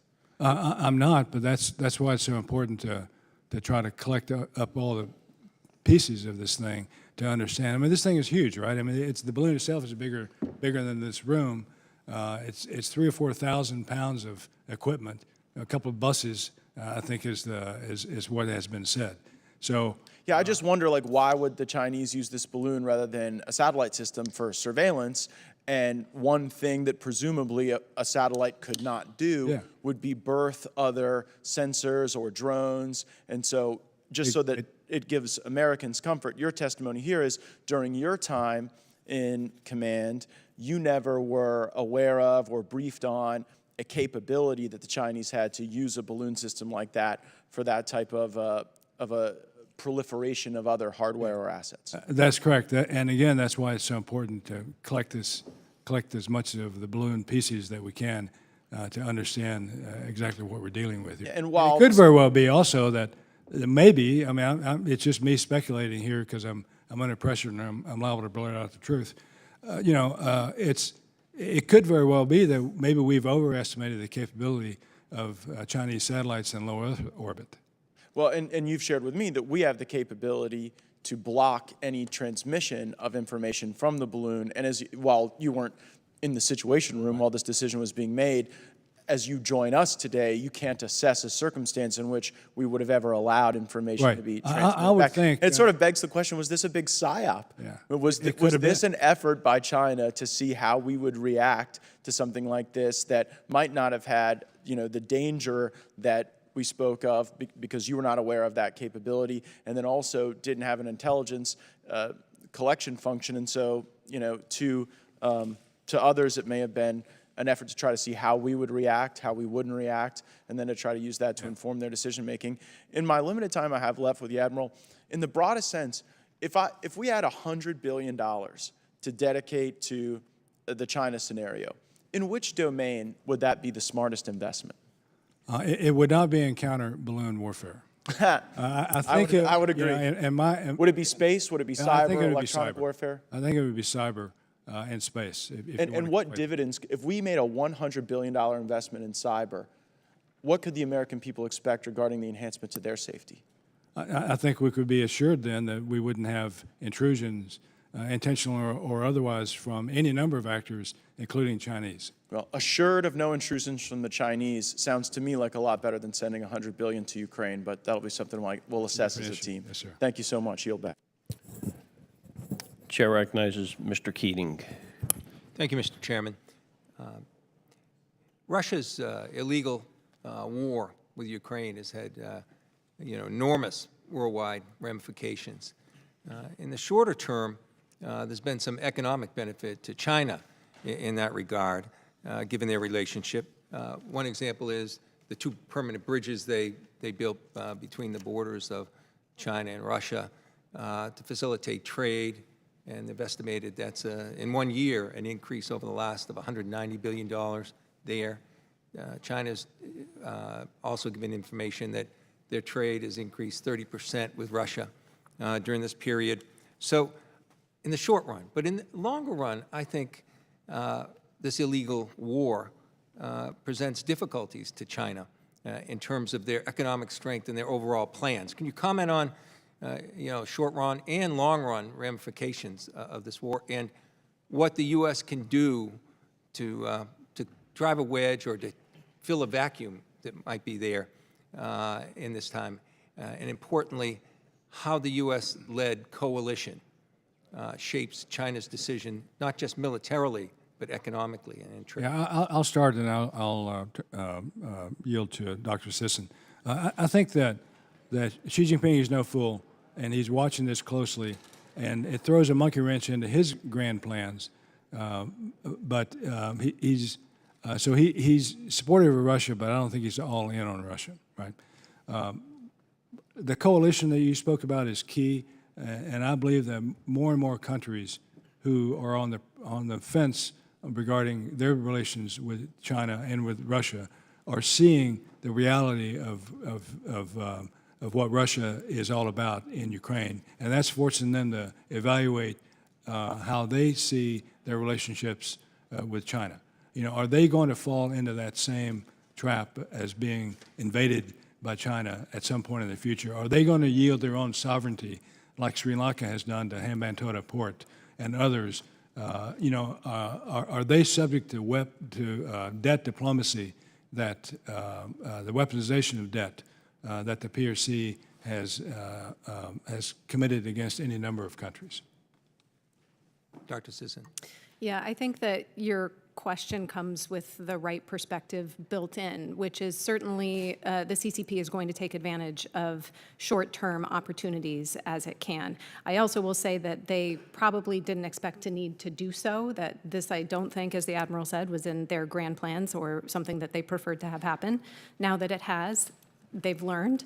They're taking advantage of these near-term opportunities, but they're not seeking any longer-term entanglements, at least as far as I can see.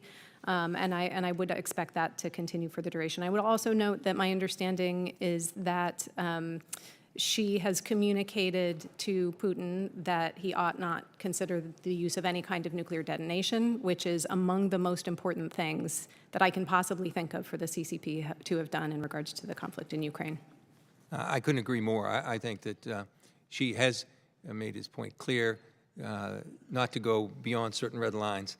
And without China there as an ally, that's going to have a huge and harmful effect on Russia going forward. So I do think China plays a critical role there, not by any motivations that aren't self-serving. But I would like to touch base, too. That coalition, as we think of the West, is always there. But we're seeing economically that extend to the Pacific as well, Indo-Pacific as well. So this has really, I think, facilitated relationships with the coalition of countries that really wasn't there before. Would you like to speak to that, either one? Sure. Yeah, I think that there are a lot of things that are countries that are coming together because of Ukraine, and separately but related because of Chinese bad behavior. So we see the AUKUS, which is a formal defense arrangement. We see the Quad, which is an informal arrangement of like-minded democracies. And we also see international friendshore supply chains Right. being established that weren't there, So as well as what you said, Admiral, the importance of export control. Yeah. So, and I've talked about other countries joining the Quad. You know, the Big Ten has 14 teams, the Big 12 has 10 teams. Nothing that says the Quad has to have only 4 teams. So, you know, I think we should be open to that possibility. Yeah, I think Russia's aggression not only hurting Russia, I think it's hurting China as well. Yeah. And I yield back, Mr. Chairman. Thank you. The chair now recognizes the gentleman from Wisconsin, Mr. Gallagher, for 5 minutes. Thank you. Thanks to our witnesses. Admiral Harris, good to see you again. I think the last time was in Singapore. You were wearing a Hawaiian shirt, and you reminded me that Marine was an acronym suggesting we ride in Navy equipment. I won't use the precise words you used because it's not appropriate for the hearing, but I appreciate that. In recent years, we've heard a slew of timetables from high-level officials about a prospective PLA invasion of Taiwan, 2027, 2025, 2024. Regardless of which timetable you subscribe to, do you agree that there is an increased threat of a PLA invasion of Taiwan within the decade? Yes, and what I used to say when I was in uniform was the decade of danger is the 2020s, but I wouldn't nail down a specific year. Though I would also say that when Admiral Davidson said that 2027 was his year, that he was privy to a lot more intelligence at the time he said it than I was. And so for whatever intelligence drove him to make that call, we should pay attention to it. There's something out there that caused him to say that 2027 was the year. Is your sense that the balance of power has eroded against us since you left that post? I think China's power has increased since 2018. And then looking at the war in Ukraine, it seems to me there are two primary stories coming out of it. First, there is the failure of deterrence on February 24th. And second, there's the success of the Ukrainian military in resisting Russian aggression. What lessons, if any, for Taiwan do you take from both of those? The initial failure of deterrence and then subsequently our security cooperation training and equipping missions with the Ukrainians before and during the war? So we got it wrong with Ukraine in terms of intelligence, because we thought that the Ukraine, at least what I read, I mean, you know, how would I know, but we thought that Ukraine would fall. So we got that wrong. We got it wrong with Afghanistan, and we estimated intelligence-wise that the Afghan National Army would last longer and that the Taliban could not possibly take over the country in the short amount of time that it did. So we got that wrong. So I'm worried about our ability to do strategic intelligence. I think tactical intelligence were unrivaled. But strategic intelligence, if we get it wrong with Ukraine, if we get it wrong with Afghanistan, then are we going to get it wrong about Taiwan and other countries? So that's an issue. As I said, I was in Taiwan. I left Taiwan with a sense that the people of Taiwan, the Taiwanese, are resilient, understand the threat, and understand what they have to do to meet that threat. So I was pleased and optimistic when I left. If our goal is to deter the threat, deter war, how important in your mind is it to arm Taiwan to the teeth prior to shooting starting? I think it's critical. I mean, you know, and that goes back to what I said before about strategic clarity. Now, there's an argument that says if we are clear, then that could precipitate an attack. It's just like the other issues we talked about here before. I'm of the other opinion that if we're ambiguous, that might encourage an attack. Because Xi Jinping has been clear from day one that he's going to take Taiwan peacefully, hopefully, but by force if necessary. Well, I appreciate that, and I would note that clarifying strategic ambiguity has bipartisan support on this committee. It's not widespread, it's not uniformly shared, but I'm hoping it's something we can continue to discuss over the next 2 years on this committee, on the Select Committee on China as well. Quickly, I remember, I don't know if it was testimony or a think tank speech you had given about when the INF Treaty was still in force, and pointing out that China was not bound by it. And I think that laid the intellectual groundwork for us getting out of the INF Treaty. I think we have a massive opportunity to field INF non-compliant systems that we're not taking advantage of. Do you see AUKUS as a vehicle for doing that? Is ITAR still a barrier to working with the Aussies in terms of fielding longer-range, intermediate ground-launched missile systems? Yeah, so ITAR is a barrier to realizing the full potential of AUKUS, as we talked about before. I don't see the direct correlation between AUKUS and INF. I was a complete supporter of getting out of INF because it was self-limiting. Russia wasn't abiding by it, and China's not a signatory to it. So I was in favor of pulling out of it, but we haven't realized the benefits of pulling out of it, as you just stated. I'm out of time. Thank you, Chair. Thank you, gentlemen. Chair now recognizes the gentleman from New Jersey, Mr. Kim, for 5 minutes. Yeah, thank you, Chair. Thank you so much for both of you coming here. Admiral Harris, I want to start with you. You mentioned now several times this concept of strategic clarity. So I guess I just wanted to kind of pull the thread on this and get a sense of what you're thinking here. Are you thinking about this as some type of standing AUMF that would go into effect if, in the case that China were to move on Taiwan? No, I'm thinking of it as a policy. Right now, our policy is strategic ambiguity. Will we defend Taiwan if China attacks? I don't know. I mean, that's what strategic ambiguity is. So it keeps the option, I guess, open. I think it's too late for that now. I think we need to move to a position of strategic clarity. And I think it's... So that you're saying that there wouldn't be a standing AUMF. Would it be some type of treaty or security guarantee to Taiwan? No, it would be a security guarantee in terms of a policy, right? I mean, its policy is what I'm talking about. And I think it's important for three constituents. I guess I'm asking here, is that something that you think the executive can set on its own? Yes. Or would you seek some type of congressional approval on this? I'm neither in the executive or in the House. The executive can set policy on the executive's own, but a wise executive would do it. I'm just trying to kind of Congress. contain the magnitude of what you're asking for here. What you're asking for is a policy that would bind the United States to military conflict. Yeah. Setting a red line by the executive branch without the Congress weighing in on whether or not that is actually a policy that we would seek for the American people. Is that correct? No. No, I'm saying it's a policy change. We have a policy of strategic ambiguity, which the Congress hasn't weighed in on that one either. Mm-hmm. It's driven That's by... because they're not asking for a binding element to be able to It's bind a us to policy war. change, Congressman. And I believe that there are three constituents that need to understand our policy of strategic clarity. One is the Taiwanese, so they know. So if they know that, for example, that we're not going to go in, then they can then make the decision to either defend themselves or to capitulate to China. The Chinese ought to know, so they understand the full well the costs of what will happen if they invade Taiwan. Yeah. But most importantly, the American people need to know, because it's your sons and daughters that are going to do the fighting and dying. And you have the, I think. Well, that's why I think that it's important that they have a say in this, and that it's not just set by the executive I think they ought to branch. know going in. One question here. So I get it about the strategic clarity when it comes to sending a message to China. Are you also calling for strategic clarity in terms of Taiwan? Yes. For instance, saying that we would never support unilateral independence of Taiwan? Yeah, I mean, strategic clarity goes both ways.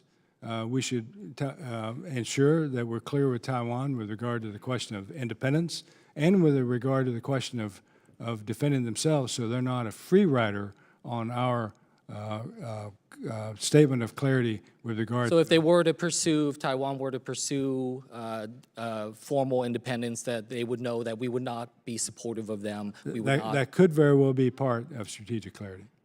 Let's play this out. Let's say, I thought Dr. Sisson kind of had a really interesting framework of this, is saying that we should be assessing different frameworks of deterrence from that presumption of failure.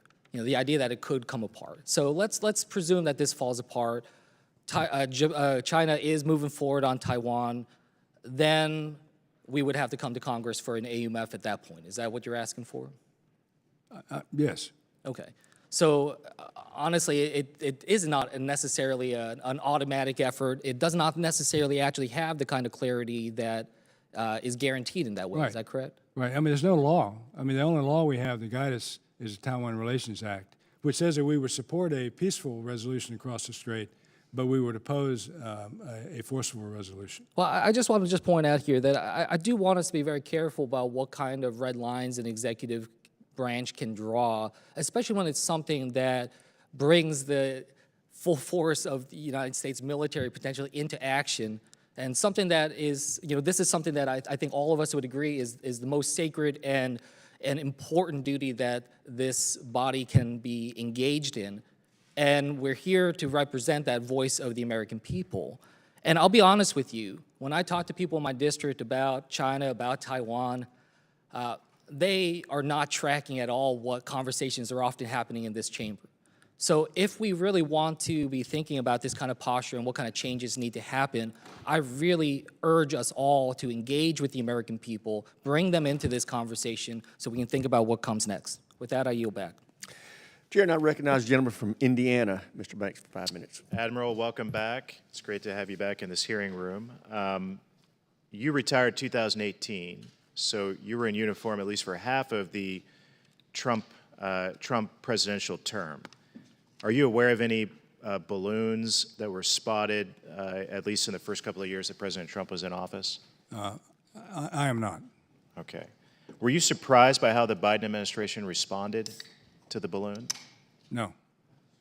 Even in its lack of clarity to the American people about the early sightings, what it was, as it traversed I was our airspace? in Taiwan at the time, so I wasn't tracking it minutely. But I wasn't surprised with the response. I think it was a good response, to be frank with you. And at the end of the day, we were able to shoot this thing down with no risk to Americans and collect the intelligence from it. Plus, we were able to understand more about what it was doing up to the point of the shoot down. So you would have advised the president to shoot it down later, not sooner? If I were in uniform, and based on the information that I have now received from the media, I would have advised the president to wait until it was over water.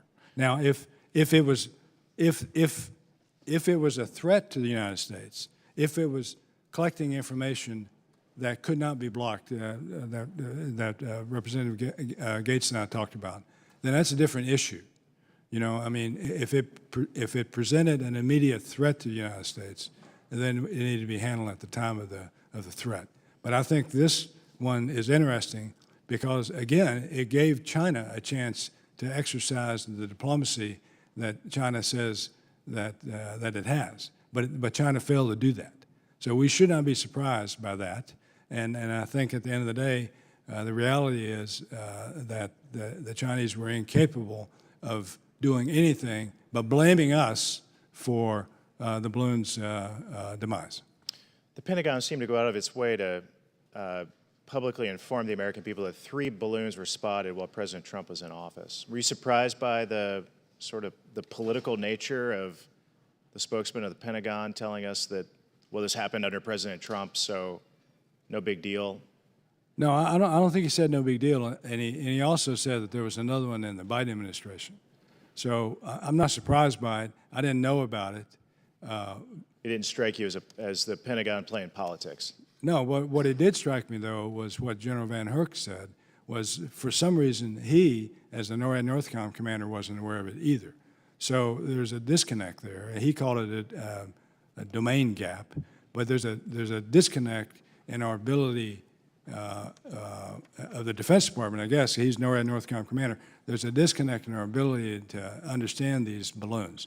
Henceforth, even more so, the need to collect the balloon and then see the parts of it. Concerning nonetheless.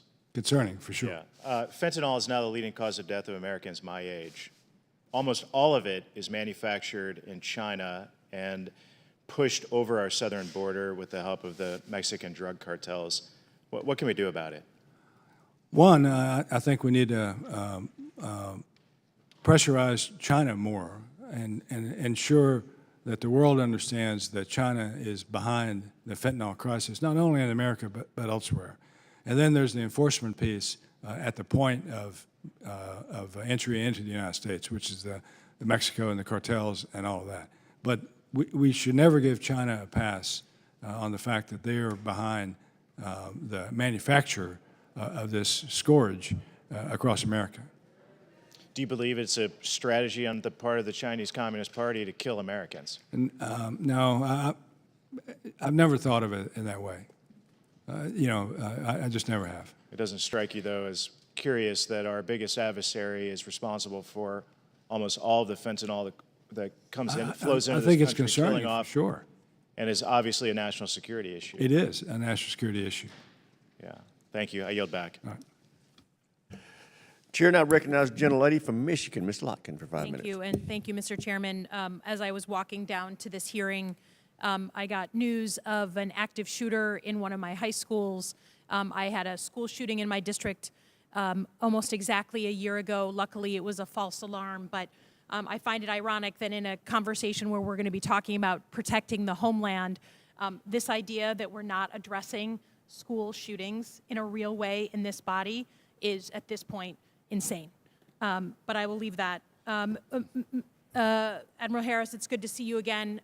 The balloon, I think, certainly got people's attention in the homeland. People who don't think about national security very often were, I think, fascinated by this balloon coming across our country, and particularly given that it covered a lot of our country.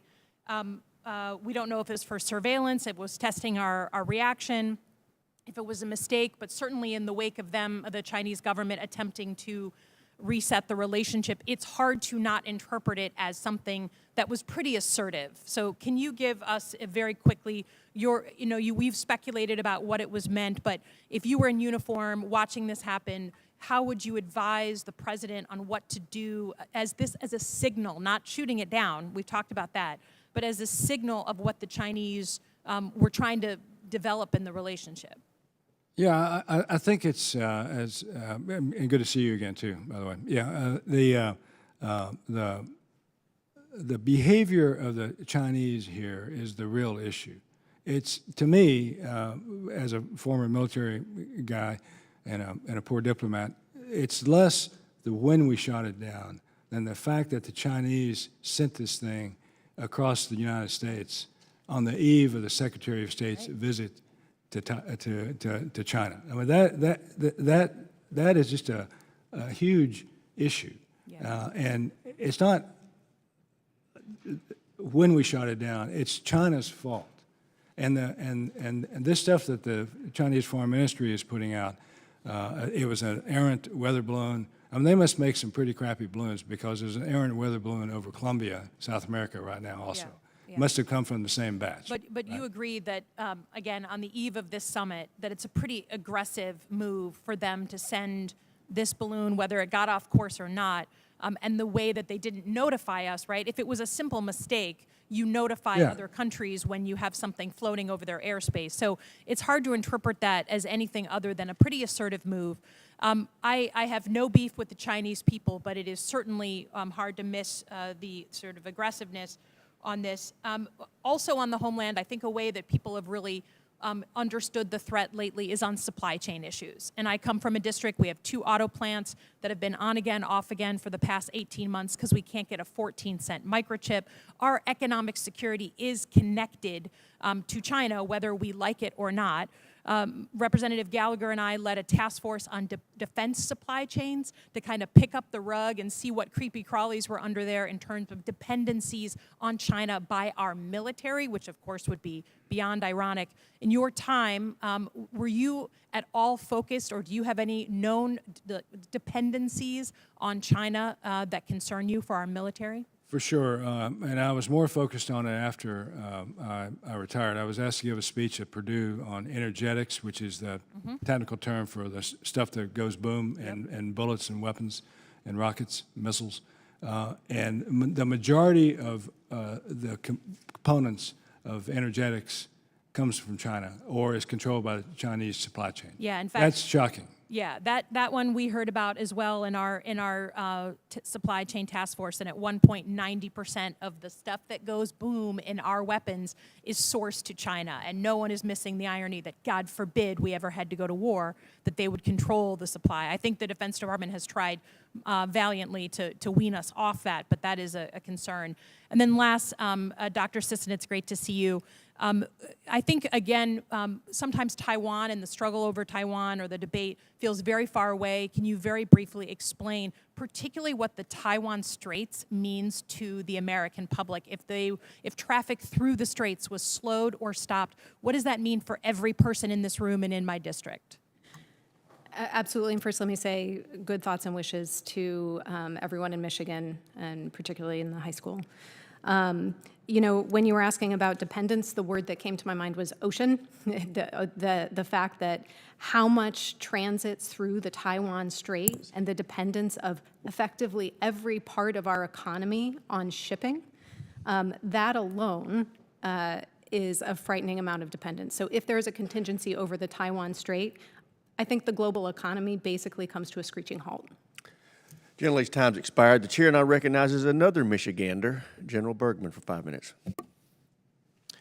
Thank you, Mr. Chairman, and welcome to you both. I guess I'm going to have to work. This is the first hearing here, and I'm going to have to work around Mr. Strong's head right in front of me to see you. So just don't move, Mr. Strong, and I won't have to move my firing position again. Mr. Chairman, the CCP has spent time, money, and resources greatly expanding their capabilities for espionage. We all saw last week, as we've talked about here, unendingly, the spy balloon carrying thousands of pounds of equipment made its way across the United States. This was not an anomaly.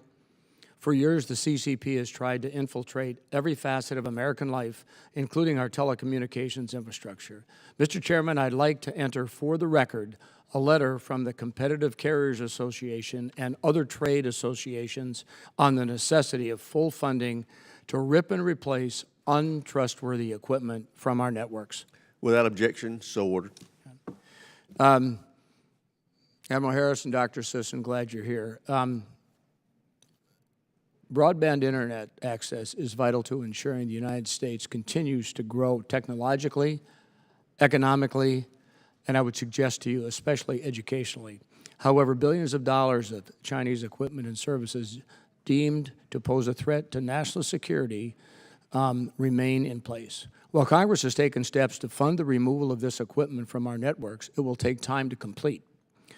To the panel, that would be you all, how much of a risk does Chinese-made telecommunications technology embedded in our internet infrastructure pose to our national security? Well, I'm not able to put a risk indicator on it with any kind of confidence. I think it is certainly something, you're correct, that has received appropriate scrutiny and should continue to do so, not least because it is additional evidence that the CCP's primary objective is not to beat us in war, it's to beat us in everything else. And this is part of that, and we need to be attentive to that strategic view.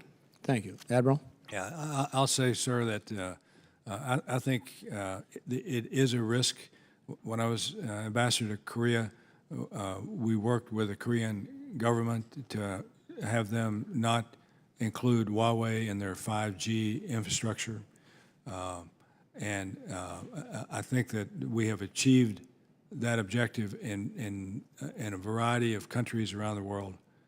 We can't ever forget that the Chinese intelligence law requires Chinese companies, requires them to provide information to the government of the PRC when asked to do so. Okay, thank you. And going down a different road here, Admiral, the PRC maintains military ties with U.S. partners and allies such as Thailand, Philippines, Djibouti. How should the U.S. respond to counter the continuing expansion of PRC's military ties with U.S. partners and allies? Well, I mean, there's a number of ways we can and should do that. One is to continue to help our allies, partners, and friends. You mentioned Thailand. Thailand is a treaty ally of the United States, and they have a strong relationship with China. South Korea's only ally is the United States, but their largest trading partner is China. So it is possible to walk and chew gum at the same time. Countries are sovereign, and they act in their own enlightened self-interest, as we should. There's nothing wrong with having a trading relationship with China. We do too. But China is the aggressor. I view them as the adversary. The national security strategy views them as a competitor.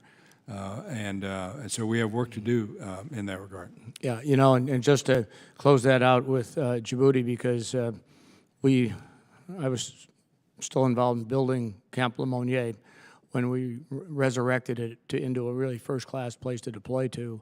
We know that we were there first, then the Chinese piggybacked on what we were doing, and we know what our purpose is in the region. We're still not too sure what their purpose is in the region, and I see my time's about to run out. I'm going to yield back 25 seconds, Mr. Chairman. You're all right. I don't care what everybody says about you. Chair, and I recognize gentlelady from New Jersey, Ms. Sherrill, for 5 minutes. Thank you, Mr. Chairman, and thank you both for being here today to testify in this important hearing. I have a broad question about the kind of good news and bad news in the Indo-PACOM, and then I'll turn it over to both of you to respond. As our national defense strategy states, conflict with the PRC is neither inevitable nor desirable.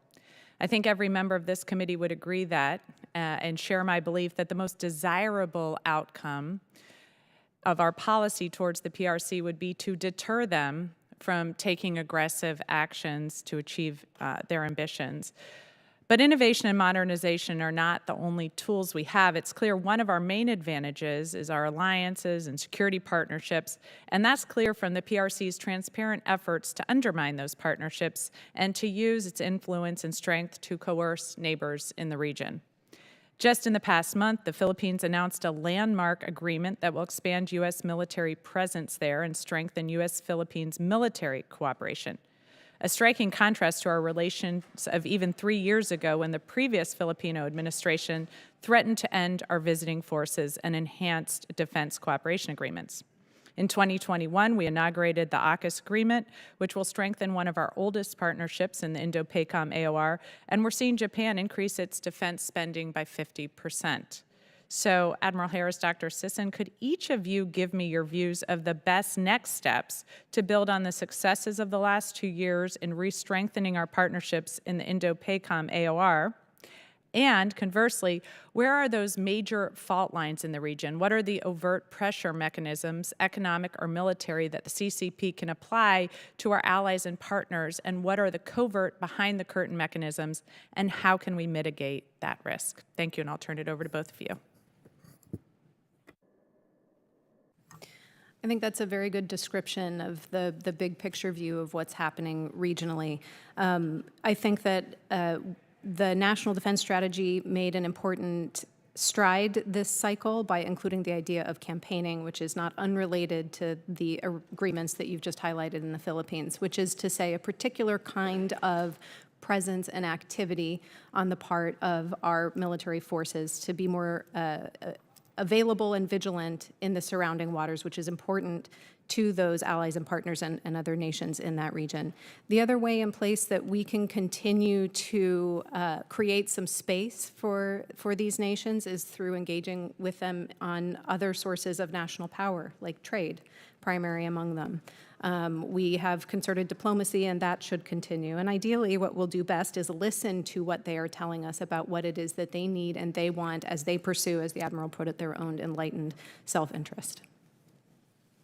Thanks. I think that, as I've said before, diplomacy and diplomats matter. And the fact that we haven't had an ambassador to India in over 2 years matters to the Indians. We shouldn't be surprised that they're not as supportive of Ukraine as we would like them to be.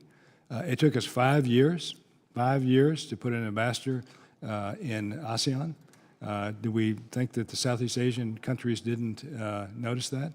It took us 5 years to get an ambassador to Singapore and all the good things that Singapore does for us and for the joint force. and China fills those vacuums. It took 18 months to get an ambassador to replace me. Philip Goldberg is fabulous. I mean, the Koreans certainly traded up, but they shouldn't have had to wait for 18 months to get one. Right? It took 18 months to get Carolyn Kennedy down to Australia. 18 months to get an ambassador to Australia. And that's on us, the United States. And some people say it's a manifestation of the divided political landscape in Washington. But I've said that you can't criticize the United States Senate if the White House doesn't nominate people in a timely fashion. Now, we're further along now than we've been. We're over 2 years in. But still, there are holes out there that need to be filled, must be filled. It took us 3 years to get an ambassador to Ukraine. And thank goodness that we had an ambassador in Russia, John Sullivan, that he agreed to stay over into this administration. He had to leave because his wife died. I'm so sorry about that. And so right now, Russia is gapped. So that's on us, and not taking diplomacy to the level that it needs to be, which affects our relationships with these countries, whether they're with us or against us. Gentlelady's time's expired. Chair now recognizes the gentleman from Texas, Mr. Jackson, for 5 minutes. Thank you, Mr. Chairman, and thank you to our witnesses for being here today. Thank you, Dr. Sisson, and Admiral Harris, thank you for being here. I will start off by saying I was a big fan of yours while I was on active duty, of your leadership, and thank you for your service. My question is, and this has been hit on a little bit by some of the other members here, but I've traveled extensively during my time in the military and also during my short time here in Congress. And I am also on the Foreign Affairs Committee as well. And one of the things that I've noticed is that no matter where you go, China's there now. It just seems like, places you wouldn't expect them to be, they're having a big influence. And they're slowly winning people over, because they're making them dependent on them economically, and they're offering military, assistance when needed, so on and so forth. And I know we've talked about this a little bit before, but my question for you is, with the exception of Japan and Australia, which we all agree is critical, what partner nation is a must-have right now that that you feel like we're overlooking, that we should spend more time in building a relationship with if things go south in this relationship? Yeah, thanks. I hope you're still a fan. Yes, sir. All right. So our treaty allies in the Indo-Pacific are critical. That's Australia, Japan, South Korea, the Philippines, and Thailand. I think we are overlooking is probably too strong a word, that we could do more with our relationships with Malaysia and Indonesia. They are critical. Indonesia especially, it's large, largest Muslim nation in the world, and that relationship is very important to us. So I think that we can focus on that and do more in that regard. India, of course, is the key to the Indian Ocean and beyond. Yes, sir. And I'm glad that our relationships with India are improving. Yes, sir. Well, thank you, and I appreciate it. And one of the things I heard when I traveled from a couple of different locations, I was surprised to hear it more than once, is, and it mostly dealt with some of the South Pacific island nations, some of the smaller, not the bigger countries that we just were discussing. But one of the things I heard commonly was that these are people where the Chinese are actively courting them. They're coming in aggressively, whether it's building infrastructure or whatever. They're building a relationship with these folks. And these are people that we've typically had a strong relationship with over the years. One of the things that I heard repeatedly was that they're getting mixed messages from the United States, being that the military will come in, the U.S. military, and they will see the strategic, importance of these partners, and they will promise them things, and they will pledge support to them, so on and so forth. And then the State Department will roll in behind them, and they won't have the same aggressive attitudes towards supporting them that maybe the military did. Do you see that? Was that a problem, and do you think that continues to be a problem? And what can we do to get to better get on the same page and instill confidence in these people that we will be there to help them? So it is a problem. It was a problem. It remains one today. It's the different constituencies in the U.S. government have different viewpoints on what's important and what's not. That's probably human nature. Mm-hmm. But it has to be driven from the top. We have to have a unified, clarified rather, national policy on what to do with country A or country B or country C, so that the instruments of national power, whether it's the military, whether it's diplomacy, whether it's commerce, trade, money, and so on, they'll line up behind the national policy, and that's the only way forward, in my view. Yes, sir. Thank you. My last question is, I was also surprised to hear this when I was there, but I was wondering when you were PACOM commander, and were there conversations? Because I know there are conversations now about NATO and what's NATO's role in all of this. If China moves on Taiwan, were there conversations going on back then, and was it significant? And should we be having more conversations about that? I think we should. China is a global issue, not an Indo-Pacific, solely an Indo-Pacific issue. I'm probably going to travel to Italy this summer to speak to the NATO Defense College about some of these issues. We're negotiating that right now. Thank you, sir. I appreciate that. That's all the questions I have, sir. I'll yield my time back. Thank the gentleman. Chair now recognizes the gentleman, Mr. Ryan, for 5 minutes. Good morning, both, and thank you for being here. I guess it's afternoon now. Good afternoon. So I want to build on some of the themes you both talked about earlier in terms of asymmetric capabilities, and as we look at sort of ourselves versus our competitor or adversary, China, my concern is that as we continue to invest significantly in longstanding, quote-unquote, legacy programs, we see China being innovative and adaptive both in their acquisition and also their employment of these technologies. I won't use the B word that we've heard much throughout the day today, but even sort of reversion back to older technologies employed in more creative and adaptive ways. So as we think coming into this year in our conversations, how should we be thinking about how to guide our department towards more innovative strategies? You talked about, Admiral, our alliances as an asymmetric capacity, I agree, but are there other, particularly on the commercial technology or other emerging technology fronts, areas we should really focus on to enhance our asymmetric capabilities? To you both, please. Yeah, thank you. I'd point out first that what the PLA has been able to do is focus very excruciatingly closely on a particular regional concern and orient a lot of its modernization around contingencies, specifically, in the Western Pacific, in its near seas, and specifically or especially around Taiwan. Those ambitions are becoming more global, no question about it. But it's a little bit of an apples to an orange comparison when we think about what the U.S. military has to do and be responsible for. I think that right now there's good momentum in the department, despite all of the programs of record, sort of the tyranny of the programs of record and how acquisition and procurement flow that way.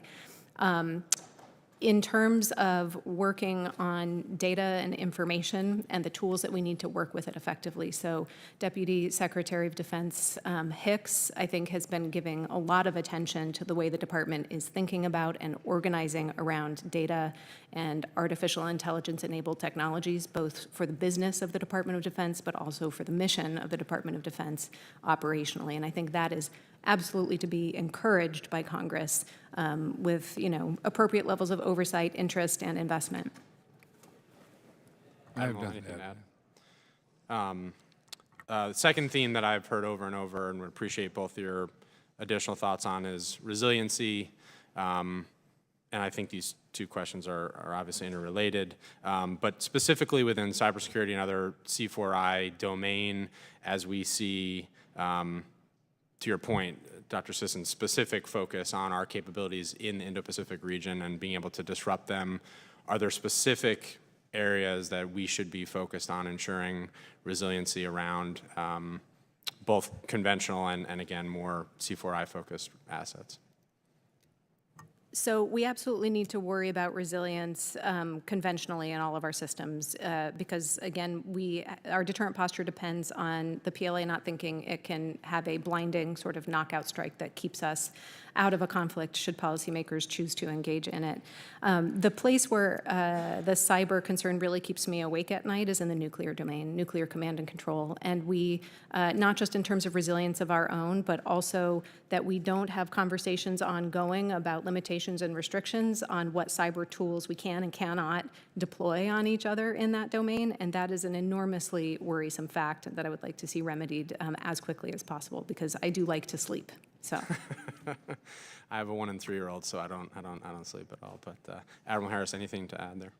Yeah, I'll just agree with what Dr. Sisson said and highlight that the need to invest fully into our nuclear deterrent capability, the new nuclear deterrent capability.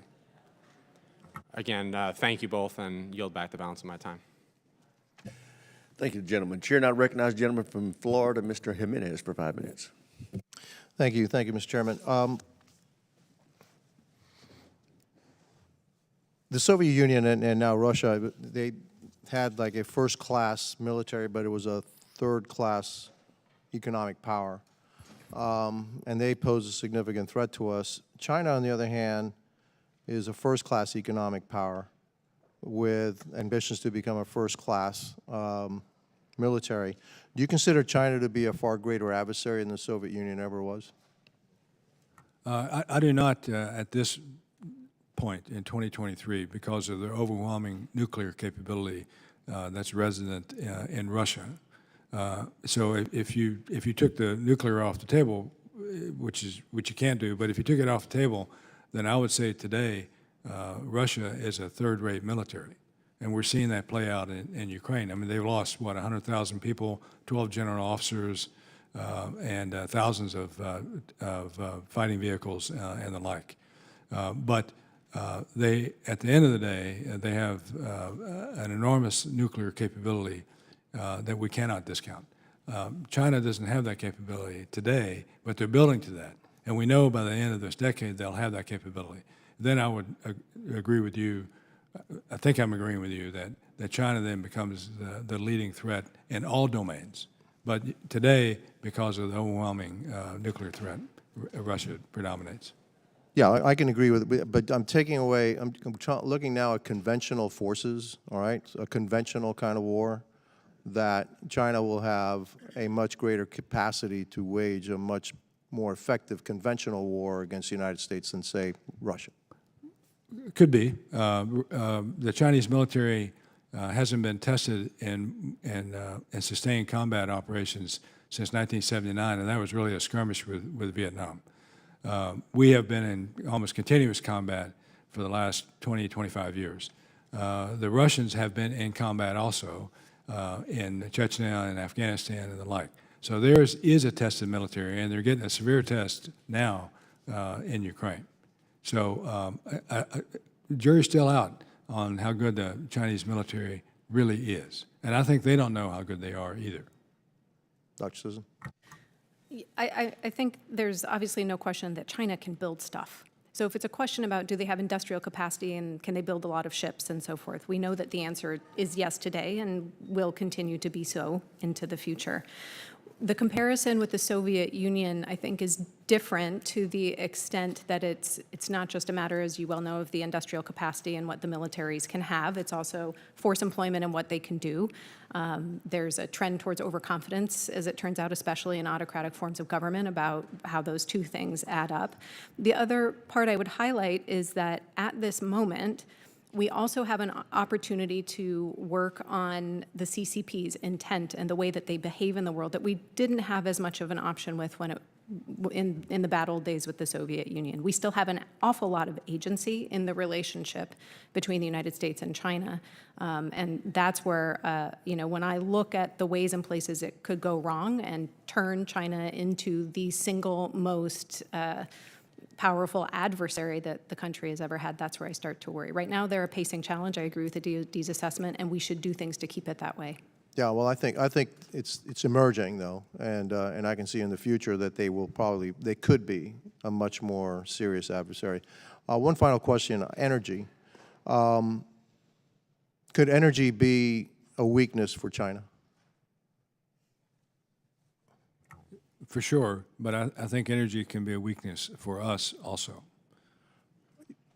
Okay, that's great, because my follow-up question is, we have the capacity to be energy independent, obviously, but we also have the capacity to be energy dominant. So could we use energy as a way to try to keep them at bay?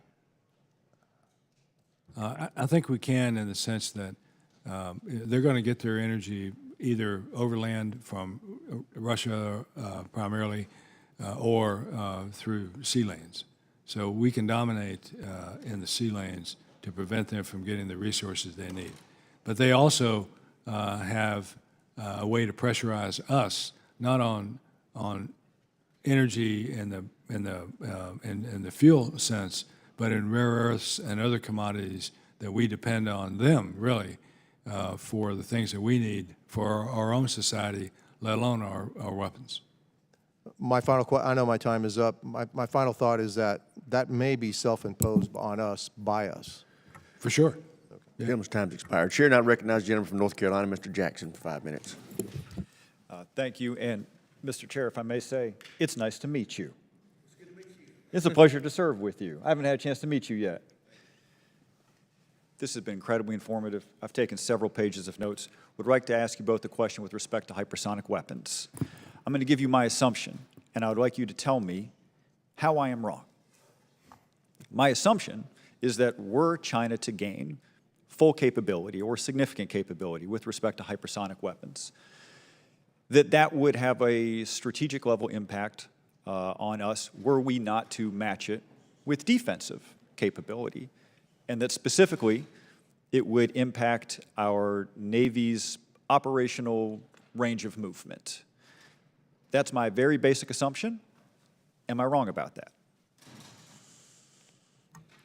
You're not wrong that hypersonics could limit the scope of movement of the Navy, just as the current missile and rocket forces of the PLA can limit the movements of the Navy. Can I follow up with you? Let's talk about the difference between the current missile capability, the level of deterrent that exists, the difference between the conventional missiles that exist and the hypersonic missiles that exist. My assumption has been that the hypersonic missiles pose a game-changing level impact to the operational range of our Navy. Am I wrong? Is this an incremental difference between the existing missiles and hypersonic, or is this really an exponential difference? From what I've seen, and I am not a hypersonics expert, again, I'm a strategist who studies deterrence, I have not seen anything that suggests to me that it would make a transformative difference in our ability to operate. So the evidence is still probably early. The investigations are ongoing, data is still being collected and gathered, and work is ongoing. So I will reserve final judgment, but from what I have seen so far, I don't see it as a transformation. Well, I guess we're going to have to figure that one out, because there are some people who are presenting this as a transformational risk. I don't know. You have so much more expertise on this than I do, but it does sort of stand to reason that weapons that can beat any radar and beat any existing defense mechanism would pose a new and significant threat to our carrier groups. What I would say to that is that there are a lot cheaper ways to overcome those kinds of defenses right now. And so the fact of what becomes strategic is the ability to actually defeat them. Hypersonics doing it slightly faster than the traditional mechanisms at a much higher cost is what doesn't strike me as being especially transformative. So what you're saying is there's worse news than hypersonics, that there are other easier, cheaper weapons that could have game-changing impact. And that has long been the case. So that part isn't the new part. The new part is that hypersonics have entered into that conversation. Okay. If we knew that an invasion was 3 years out, what are the first two things that we would do? Admiral, if you would.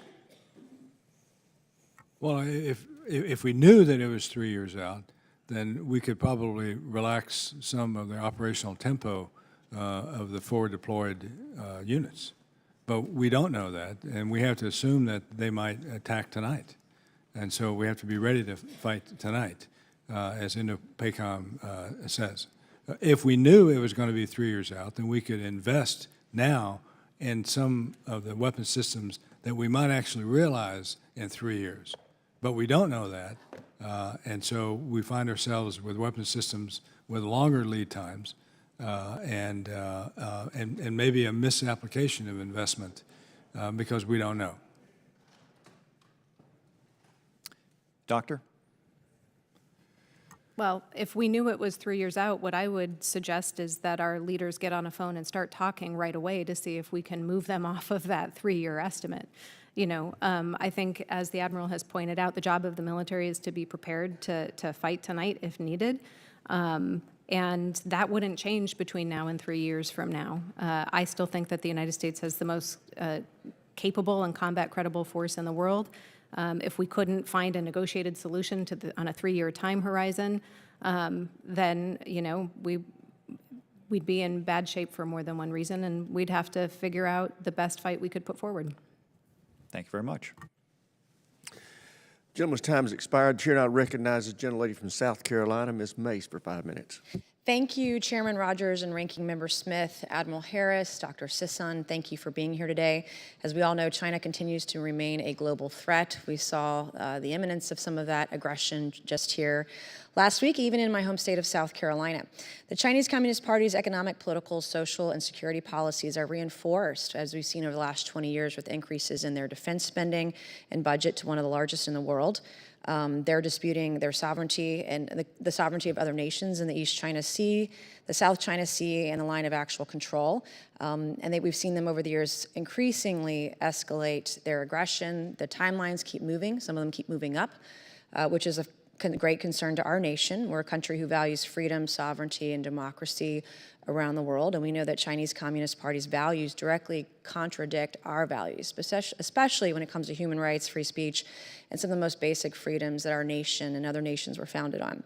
So I just have a few questions this afternoon, geared to, how do we strengthen our position, and how do we deal with China's aggression? Admiral Harris and Dr. Sisson, either one of you can answer these questions.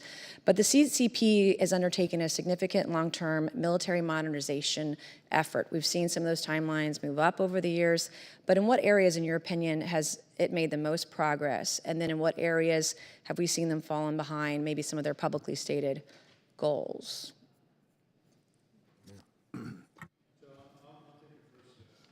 I'll take the first stab at that.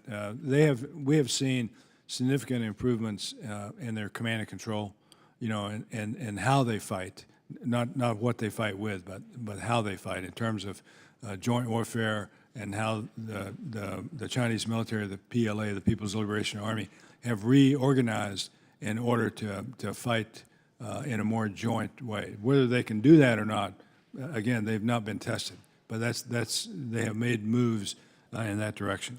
And equipment-wise, we've had a lengthy discussion about hypersonics. They're doing well on that, and they've improved their naval capability. They have 2 aircraft carriers now, building a 3rd, and that's significant. Their aircraft carriers in no measure can compare with an American aircraft carrier, but they are better than any other aircraft carrier in the region. So that's not insignificant. And then their nuclear enterprise, they'll have a massive capability in terms of warheads by 2030. I'll stop here. Dr. Sisson? I think he's exactly right on all of those measures. The organization, the focus on information capabilities, cyber, command control, surveillance, those are very important. I would highlight, though, when we think about you asked about sort of areas where maybe things aren't going so well. The reorganization of the PLA was significant and I think very important. We've talked a lot about the balloon today. I think the alternative hypothesis to them being clever and probing and doing those sorts of things intentionally and being assertive and in the timing is that they just sort of did it poorly. That there's an embarrassment hypothesis here, right? That they just weren't as coordinated and organized about, the different elements of their own national government working together. So I think in addition to sort of some of the jointness concerns that the Admiral mentioned, that sort of, this lack of sort of a coordinated effort, or at least the indications that it might be, are also suggestive that they have some ways to go there as well. Yeah, and that leads into Dr. Sisson, my next question, really. And we've seen that, like last summer, Russia, we saw news reports, their claims to hack our most high-value weapon systems. In 2020, there were 11 federal agencies hacked by agents aligned with Russia and China. So how do you see China's ability in cyber to compromise U.S. capabilities militarily and elsewhere? So I have no direct knowledge or insight. Those are some of the most closely guarded pieces of information in the defense domain. So I presume that they have a lot. I think that they've devoted a lot of time and attention to those capabilities. I think it continues to be sort of the Wild West in terms of all of the military domains where we don't have a lot of good standing practices and, the favored term of guardrails. A lot of the times we don't exactly know what's going to happen when we, release a piece of code into the wild, and probably neither do they. And so, I think that there's a lot to be concerned about in that area. What about AI? I mean, thoughts on AI and China's use? We know they put out a lot of research papers about AI. The Americans, we're all really hearing the advent of that technology. I don't have very much time left, but any quick thoughts on that? Yeah, I think the importance of AI is not only military, although that is important, but it's broadly societal about, being able to find the discoveries that bring, again, health, wealth, and well-being, and to being able to distribute them in ways that the CCP would prefer in terms of values and principles as opposed to us. And that's where we need to make sure that we're keeping pace. Thank you, Mr. Chairman. I yield back. Chair, and I recognize the gentlelady from Texas, Ms. Escobar, for 5 minutes. Thank you, Mr. Chairman, for this timely and important conversation. And many thanks to our witnesses for sharing your expertise and your wisdom and your knowledge with us. This is a very timely topic, and I was taken, Dr. Sisson, by something that you mentioned in your testimony when you said that we can encourage the government of Taiwan to adopt a defense concept that forces the PLA into suboptimal strategies and increases the battle damage Beijing would have to anticipate and accept. Can you elaborate a little bit more on this defense concept, please? Sure. So I think it's really taking advantage of the terrain of Taiwan and the kind of work that the PLA would have to undertake either to do an amphibious kind of invasion or even a blockade. So there's certain kinds of defense equipment that Taiwan can integrate into its defense concept. So you can think about naval mines and other anti-ship defenses, small attack, fast attack missile boats, and those sorts of things that would really make it difficult for the PLA to move. The other thing I think and is really fundamental is preparing for a whole of nation defense on the part of the Taiwan people. I was actually in Taiwan the week following then Speaker Pelosi's visit.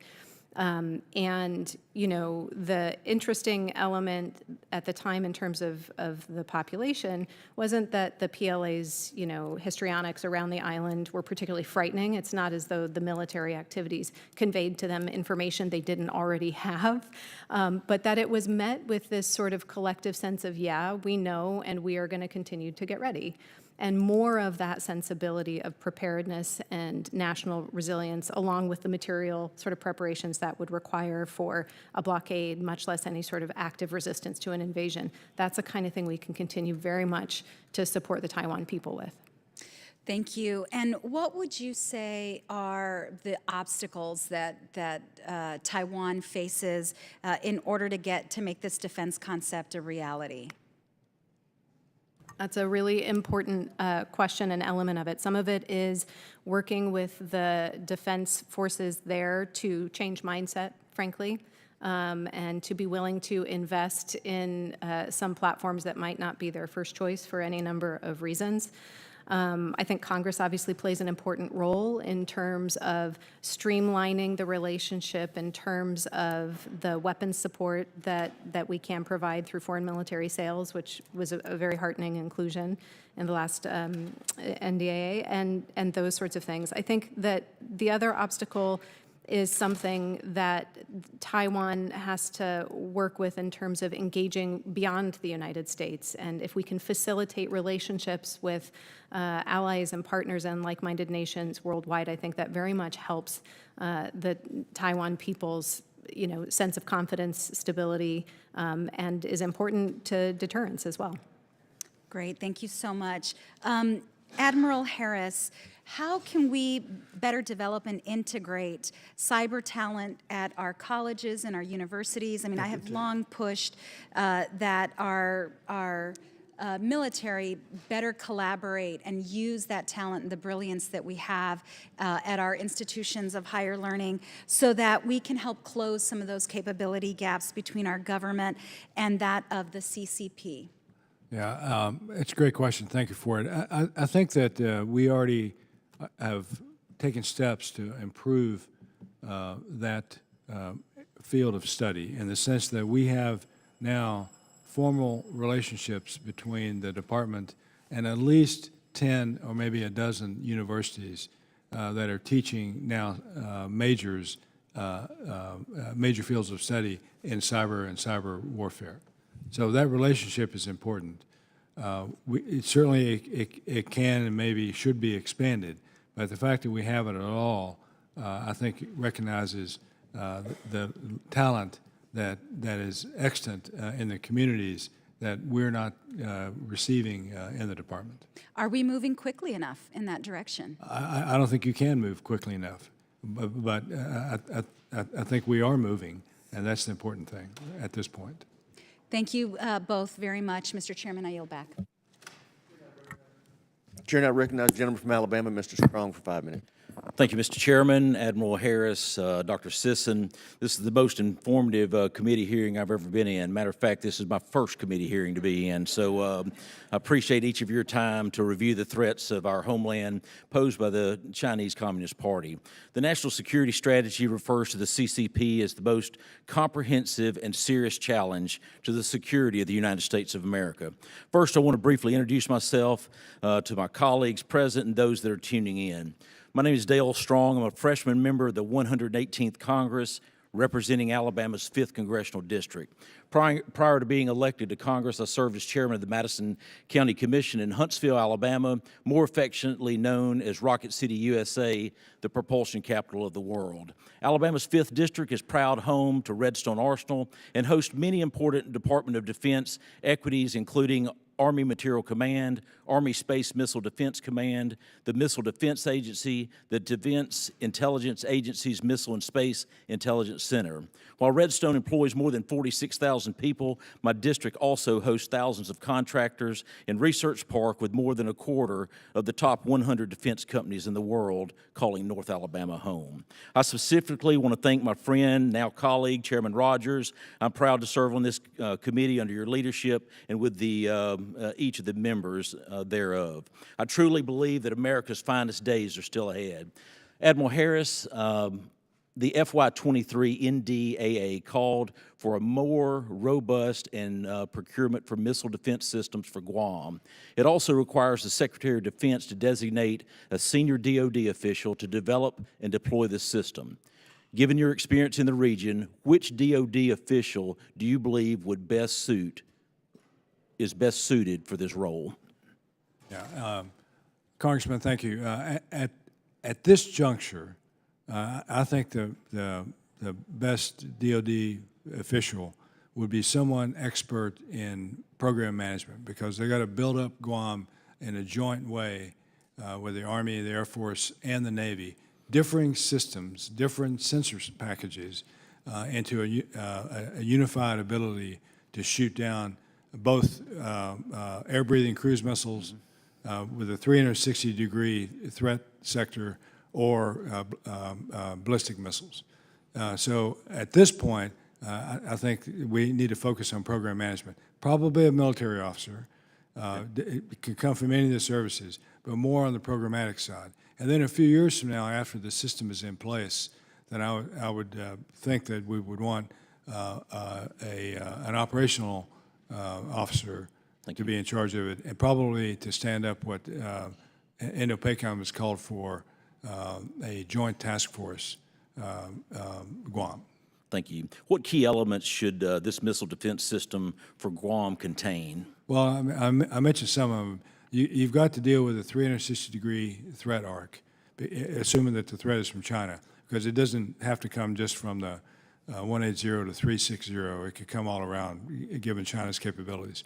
It has to be able to shoot down air breathers, cruise missiles, because you're in range of cruise missiles from the mainland of China into Guam. And then there's the ballistic missile threat, the medium-range ballistic missiles that'll come in. So, you know, you've got to have a system that can look high and low. And then ultimately, we're going to have to deal with the hypersonic threat that we've spent some time talking about already. So those are, in totality, it's a significant challenge. Not an overcomable one. I mean, not one that we're going to not be able to overcome, but it is a significant challenge. Thank you. We've learned that the People's Liberation Army has a habit of describing its campaign of military intimidation against Taiwan as exercises. Recent exercises have included significant mobilization of units in mainland China, as well as nationwide movement of roll-on, roll-off ferries that would likely play a role if in an actual invasion. Do you believe these exercises negatively impact the United States' ability to protect or to predict kinetic operations? Not at all. I think the exercises actually help us understand, from an intelligence perspective, the PRC's capabilities. Thank you. And then referring back to comments earlier related to space launch earlier, you look just in recent days, the United Launch Alliance has received their new American-made BE-4 engine. ULA also has shipped their Vulcan rocket to the Cape for testing. I concur with you. America is more than able to make these rockets, and we shouldn't be dependent on any other country. I yield back to the chairman. Chair, now recognize the gentleman from Pennsylvania, Mr. DeLuzio. Thank you, Mr. Chairman. Dr. Sisson, Admiral Harris, thank you for being here. Admiral Harris, especially as a fellow Academy grad, Annapolis grad, it's nice to have you here. Appreciate getting the chance to talk with you. My first hearing of this great committee. Lead Army. I had the great honor of serving as a surface officer at sea. I saw deployments to the Middle East and Pacific, seeing some of these threats that you were both speaking about today. I'm lucky to represent a district with a significant number of those who've also worn the uniform. I share the concern here about the rise of China. That's undoubtedly become a threat to our national and economic security. Admiral Harris, my first question's for you. You advocate changing our policy to one of strategic clarity, as you describe it, when it comes to Taiwan and its defense. And I'd like you, if you would, please, to explain what strategic clarity means in layman's terms for my constituents in Western Pennsylvania. Yeah, so for me, strategic clarity means that we are clear as a nation that we would defend Taiwan if China attacks Taiwan to forcibly reunite with them. Our current policy has been in place for 44 years. It's strategic ambiguity, so that the question of whether we would defend Taiwan or not is unanswered. I think that policy has served us well looking back, but I think the time to change the policy is now. The PRC has been nothing but clear. They have exercised complete strategic clarity on their intent with regard to Taiwan. I think it's important, as I mentioned before, to three constituencies. It's important for the Taiwanese to know whether we're going to defend them or not, so that then they can make the decision to either increase their defensive capabilities significantly or capitulate and join the Chinese, the mainland. The second constituency is the Chinese themselves. They need to know the cost of invading Taiwan. And the third constituency is the American people, because it's your sons and daughters that are going to do the fighting and dying if we defend Taiwan against an attack by China. We ought to know, the American people ought to know that that's in the plans. They knew during the Cold War that we would potentially have to fight the Soviet Union on the Fulda Gap and the GI-UK Gap and everywhere else. And they bought into that, for the most part. And that question remains unexplored today because of this doctrine, this policy of strategic ambiguity. Well, Admiral, I appreciate your answer and explanation. And one piece I do agree with is that the sons and daughters of this country are the ones who bear the brunt of fighting should it happen. And as you, essentially, strategic clarity would have us make a firm and definitive commitment. And I'd ask if you have a sense, what would we expect that sacrifice to be in terms of dollars, in terms of human lives in this country? Yeah. Should we have to rise to Taiwan's defenses? I think I don't have a sense of the dollar value, but the cost in human lives would be significant. Okay. Admiral, thank you. Dr. Sisson, thank you as well for being here today. The district I represent, Western Pennsylvania, is a place like many who've been hit economically by our trade imbalance with China, by the economic competition with the People's Republic of China, and their disregard for U.S. international laws and norms. I think Washington is waking up more and more to these costs. I'm pleased that the Biden administration is fighting to bring more of our manufacturing and supply chains back home. My question, Dr. Sisson, to you is, how does this change in our economic strategy to be more confronting of China's economic rise. How might that impact our military posture under the strategy of dual deterrence that I understand you think we ought to continue to support? Quickly, I want to actually answer your last question about the costs Please to be do. expected from any kind of militarized engagement. I think that the best estimate to be put on it is potentially catastrophic. Right? If we really need to think about what it would entail, it would not be significant. It could be upwards of catastrophic, which is why I think moving off of a strategy of dual deterrence is especially dangerous, especially given that it's not necessary. To your other question about sort of the economic relationship and how these two domains might interact, I think it accesses, again, the idea that the entirety of the relationship between the United States and China has to be wholly strategic. It has to do with a grand strategy where the United States addresses our economic interests and negotiates bad behavior with China in that domain just as much as we do its bad behavior in the military domain.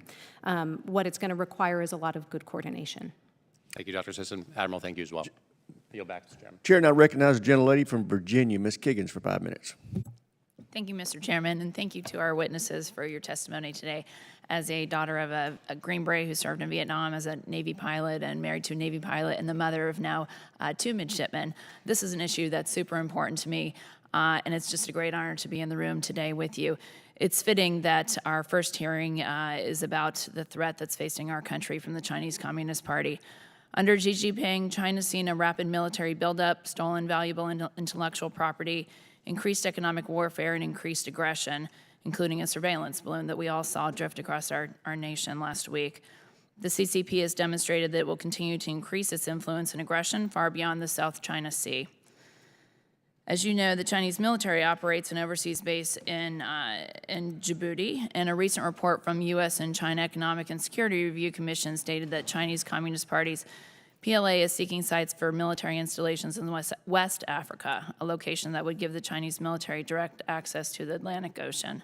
So what, if anything, can the United States do to disincentivize nations, such as those in West Africa, from allowing the PLA to operate military installations within their countries? And are we contrasting their effort by contracting with foreign strategic ports and countries ourselves?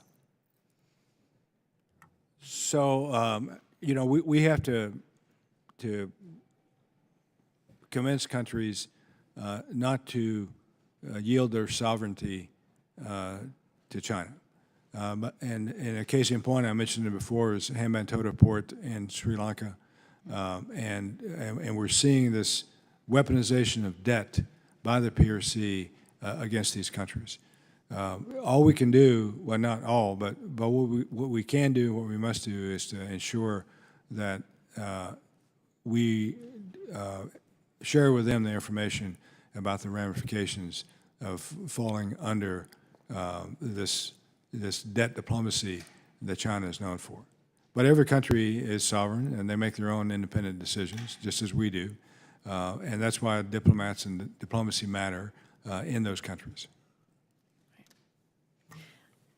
I think all of that is correct, and I would add, in addition to diplomacy, the purpose of diplomacy is to listen to what the needs and interests of those sovereign nations are. And I think we can do that without being overreactive to China's engagements in those areas. A lot of times there are other options for those nations. China just underbids and so wins contracts because it makes the most financial sense for the country at the time. A lot of that is actually self-harming for China because people are getting what they pay for and finding that it's not meeting their needs and their aspirations. And that word is spreading. And so we can continue to provide an alternative, understanding that that alternative might not always be accepted by those nations and that that's not always a terrible outcome in terms of the overall strategic relationship. And along those same lines, I'm just wondering about the level of confidence and trust that all countries in the world have, but especially our allies out there have. You know, we watched a chaotic withdrawal from Afghanistan. We've seen our response to Russia and the Ukraine, and we even watched the response of having a surveillance balloon drift across our country. So, and then listening to you talk about just the slowness in filling the ambassador positions and this lack of strategic clarity we have, and the diplomacy matters, and we've canceled these diplomatic meetings, and I agree with you very much so. So I just wonder if you both could comment about the level of confidence that is out there from not only our NATO allies, but other allies in the region. So I'll start by simply saying that I think the level of confidence in the United States is on the rise internationally, primarily in the recent past due to Ukraine. I think the American response, the bipartisan American response to Ukraine, surprised a lot of people. Most assuredly, it surprised Russia, and it galvanized our European and NATO allies to do more. So we see Germany, for example, which has increased its, or stated its intent to increase its defense budget to over 2%, which we have been trying to do since NATO began, and now they're doing it. And so there's that. And then on the other side is China's own bad behavior, which is causing countries like Taiwan, South Korea, Japan, and others to view China differently and to understand the kind of partner that China is. And I think that's gone a long way to moving countries away from the Chinese orbit into the orbit of free nations. Thank you. Thank you very much. I yield back. Chair, I'm sure I'm going to butcher this name. Chair now recognizes Ms. Takuda from Hawaii. How'd I do? You did great. Thank All you, right. Chair. Thank Very you. good. Good morning, good afternoon, Admiral Harris, Dr. Sisson. Thank you so much for being here on our very first hearing as incoming freshmen. We've talked a lot about this balloon, so I'm not going to belabor the point except to say that it was an unacceptable violation of our U.S. sovereign airspace, and I fully support the President's actions to shoot it down in a manner that did not put any U.S. lives or property at risk. What concerns me about this incident, though, was the whirlwind of outbursts here in the United States that highlighted just how tense the political leaders of our country are when it comes to the PRC and when they are involved. As we saw this past week, we now have an environment here in the U.S. where these types of incidences, intentional or not, trigger rushed reactions amongst our political leaders to pressure the President and our military leaders to be tough on the PRC. What this committee should be worried about is what happens in the event of a more dangerous incident, especially as PRC assets in the South China Sea and Western Pacific act more and more recklessly. We saw it just last December when a PLA military jet came within 10 feet of one of our Air Force planes. As our relationship with the PRC grows more and more challenged and our ability of our governments to cooperate whenever there is an incident continues to decline, how does this politicalization of our relationship with the PRC and the growing political pressure of one-upmanship increase the risks of undesired confrontation and affect our national defense? I think that's a good depiction of a lot of the reaction to this particular incident, and it's a mechanism, precisely as you say, to highlight how important crisis management is and being able to have connections at the top level of governments to make sure that these things don't spiral out of control unintentionally. I think part of the dynamic, and hopefully we're coming to a little bit of sort of, we had this sort of very heightened awareness sort of a sudden about the PRC and the PLA's development. And now hopefully we can get our bearings a little bit more. Remember that we are starting from a place of great national advantage, not just militarily, but across all other domains. And we can return ourselves to focusing not being on tough on China or worrying about being soft on China, but we can really just focus on being on smart on China instead. And any event that can move us back to remembering that, I think would be well used. Admiral? Yeah, I'll just say that it's important to have these connections, either mill-to-mill, government-to-government, diplomatic connections with the PRC, arguably more now than ever. Again, at the height of the Cold War, we had those relations, particularly mill-to-mill, Navy-to-Navy, with the Soviet Union, which helped diffuse a lot of issues that we had. We don't have that to the degree that we had with regard to China, and we need to work on that. I think the Secretary of State's visit would have helped, and it was China's own, I guess you could call it their own goal, in the sense of the balloon fiasco, which caused him to have to postpone his trip. Hopefully it'll get back on track, and we'll have those government-to-government relationships start anew with Beijing. Thank you. You know, just building up on that, Congress has really been playing the leading role in strengthening the U.S.-Taiwan relationship under the foundations laid out with the Taiwan Relations Act way back in 1979. Going forward, more recently, we had the Taiwan Travels Act, we've had the Taipei Act just last Congress, we had the Taiwan Enhanced Resilience Act, although I would note we need to follow that up with an appropriation if we are to take Dr. Sisson's recommendation seriously and assist them with FMF assistance as well. I strongly support these measures because they are appropriate responses to the PRC's unrelenting campaign to try to isolate Taiwan from the international community and to unilaterally make the question of Taiwan's future secure in their interests. At the same time, the PRC's government has made it clear that with the moves that they have seen from the United States, and it is still committed to retaliate and use force against the United States, especially when it comes to the issue of Taiwan. How can we continue to strengthen our relationship on one hand with Taiwan and deter the PRC from further military aggression against Taiwan, while at the same time preventing destabilization, if you will, of cross-strait and U.S.-China relations that heightens the risk of conflict between our two countries? So that's higher math for sure, all of that. I do think that we must not, as I mentioned in my remarks, we must not allow the PRC to dictate our policy with regard to Taiwan or any other country. So that's the first thing. And I think at a country like the United States, we can do both. You know, Gentlelady's time's expired. Chair now recognizes the gentleman from New York, Mr. Lalota. Thank you, Mr. Chairman. Admiral, Doctor, very good for you to be here. Admiral, we're fellow Academy grads too, though.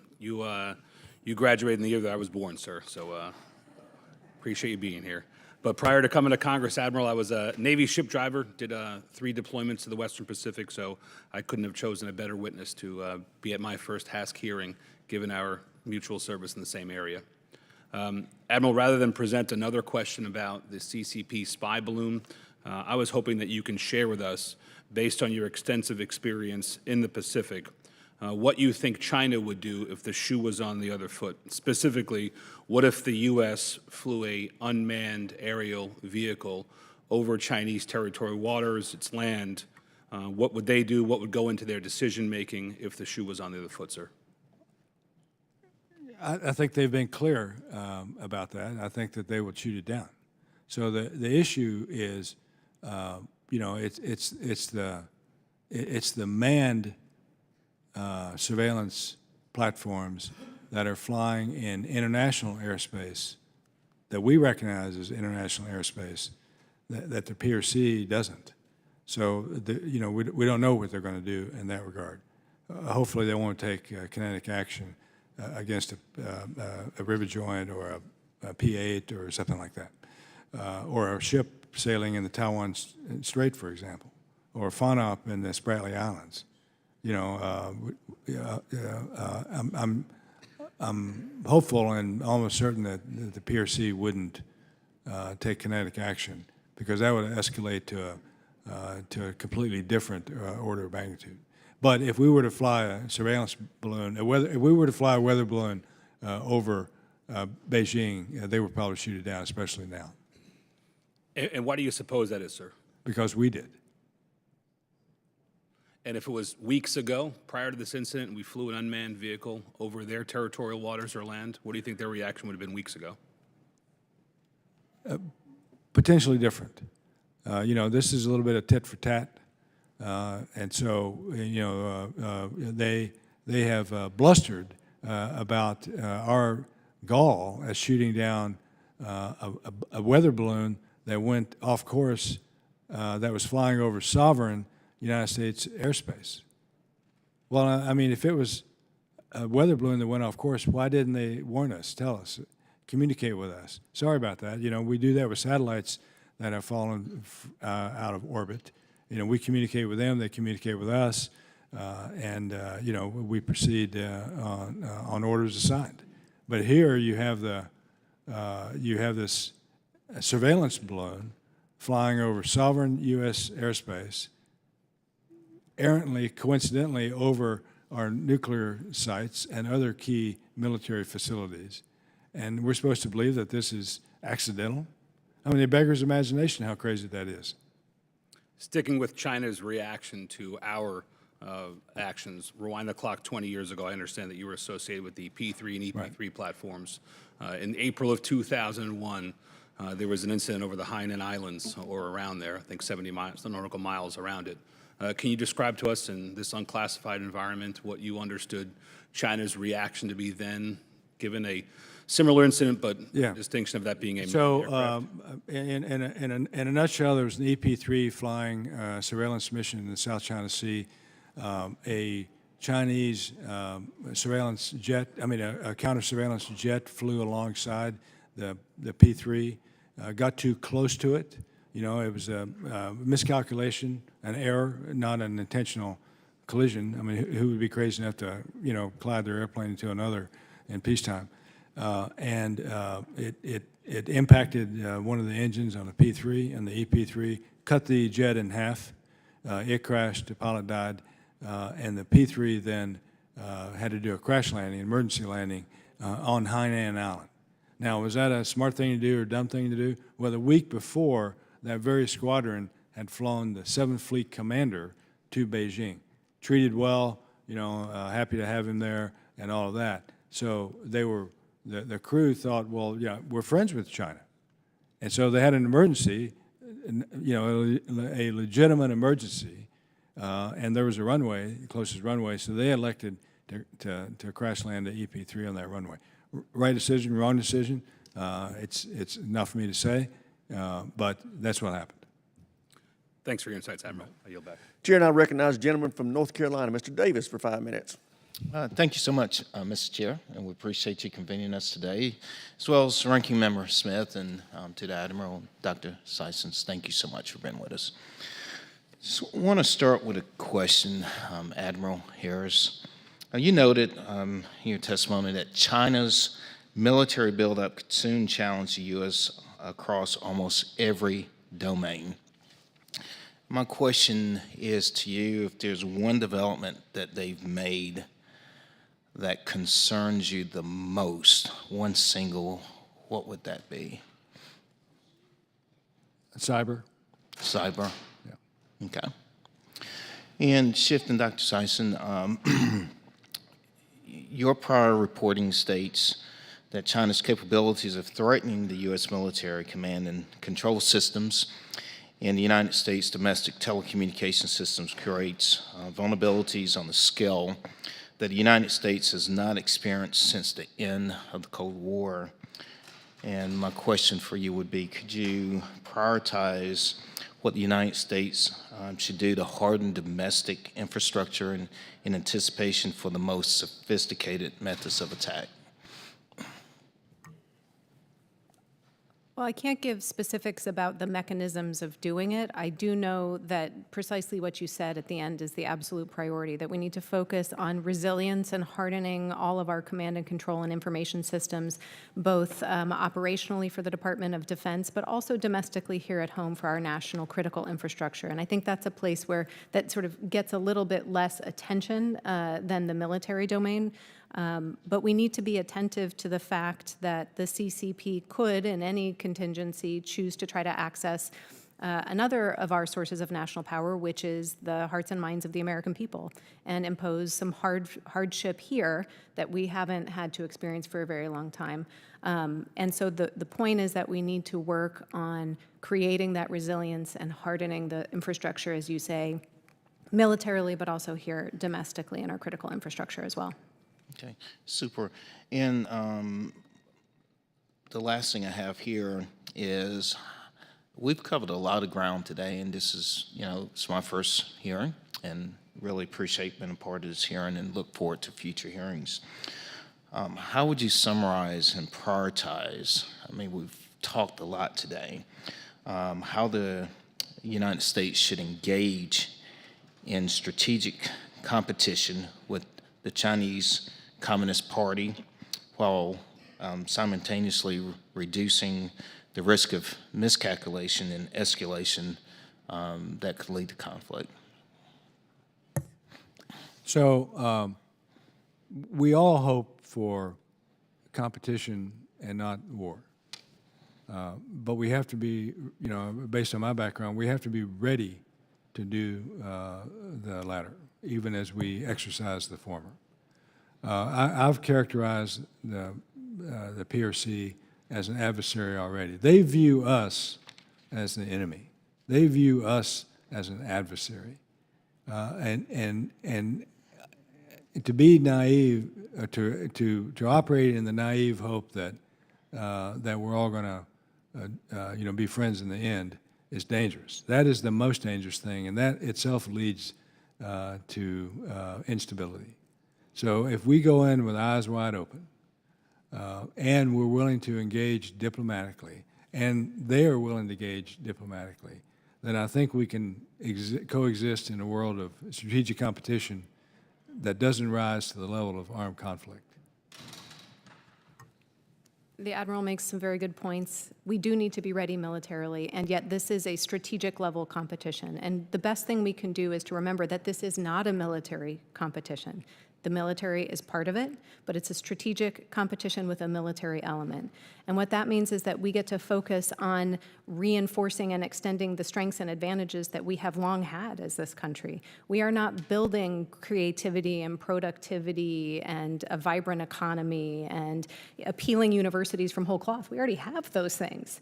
And we should not lose sight of that. We should have confidence in them. We should look to reinforce them wherever and however we can, and we should retain that air of calm and confidence as we engage in the complicated nature of the U.S.-China relationship. Yeah. Thank you so much. Yield back. Thank you, gentlemen. Chair would like to announce that we'll be making a hard stop at 1:30 for two reasons. One, votes are going to be called at 1:30, and the Admiral has a plane to catch. With that, Mr. Alford of Missouri is recognized for 5 minutes. Thank you, Chairman. Thank you, Admiral Harris, and thank you, Dr. Sisson. I'm honored to represent two very prestigious military bases in our district, that being Whiteman Air Force Base, home to the B-2 stealth bomber, and of course Fort Leonard Wood, that trains more than 80,000 military and civilian personnel each year. Recent Chinese surveillance balloon that flew unchecked over our U.S. airspace and my home state of Missouri and directly over Whiteman Air Force Base really reconfirmed what we already knew, that China is our #1 national security threat. We cannot allow China to walk all over us and outpace us militarily.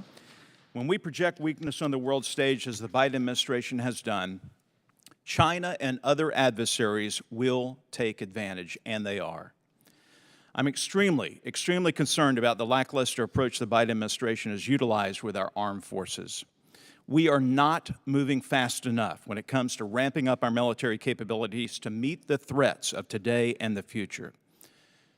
Heck, we're more concerned about which pronouns we're going to use than we are defending our great nation. Currently, we have the smallest and oldest bomber force since post-World War II, and China surpasses with the world's largest Navy. I sincerely hope that, especially after the Chinese balloon fiasco, that we wake up as Americans, as a nation, to accelerate where we can the necessary military assets to deter China. And now my questions to each of you. I'll start with you, Admiral. Do you agree with General Minahan's assessment? Will we be at war with China within 2 years? No. Why not?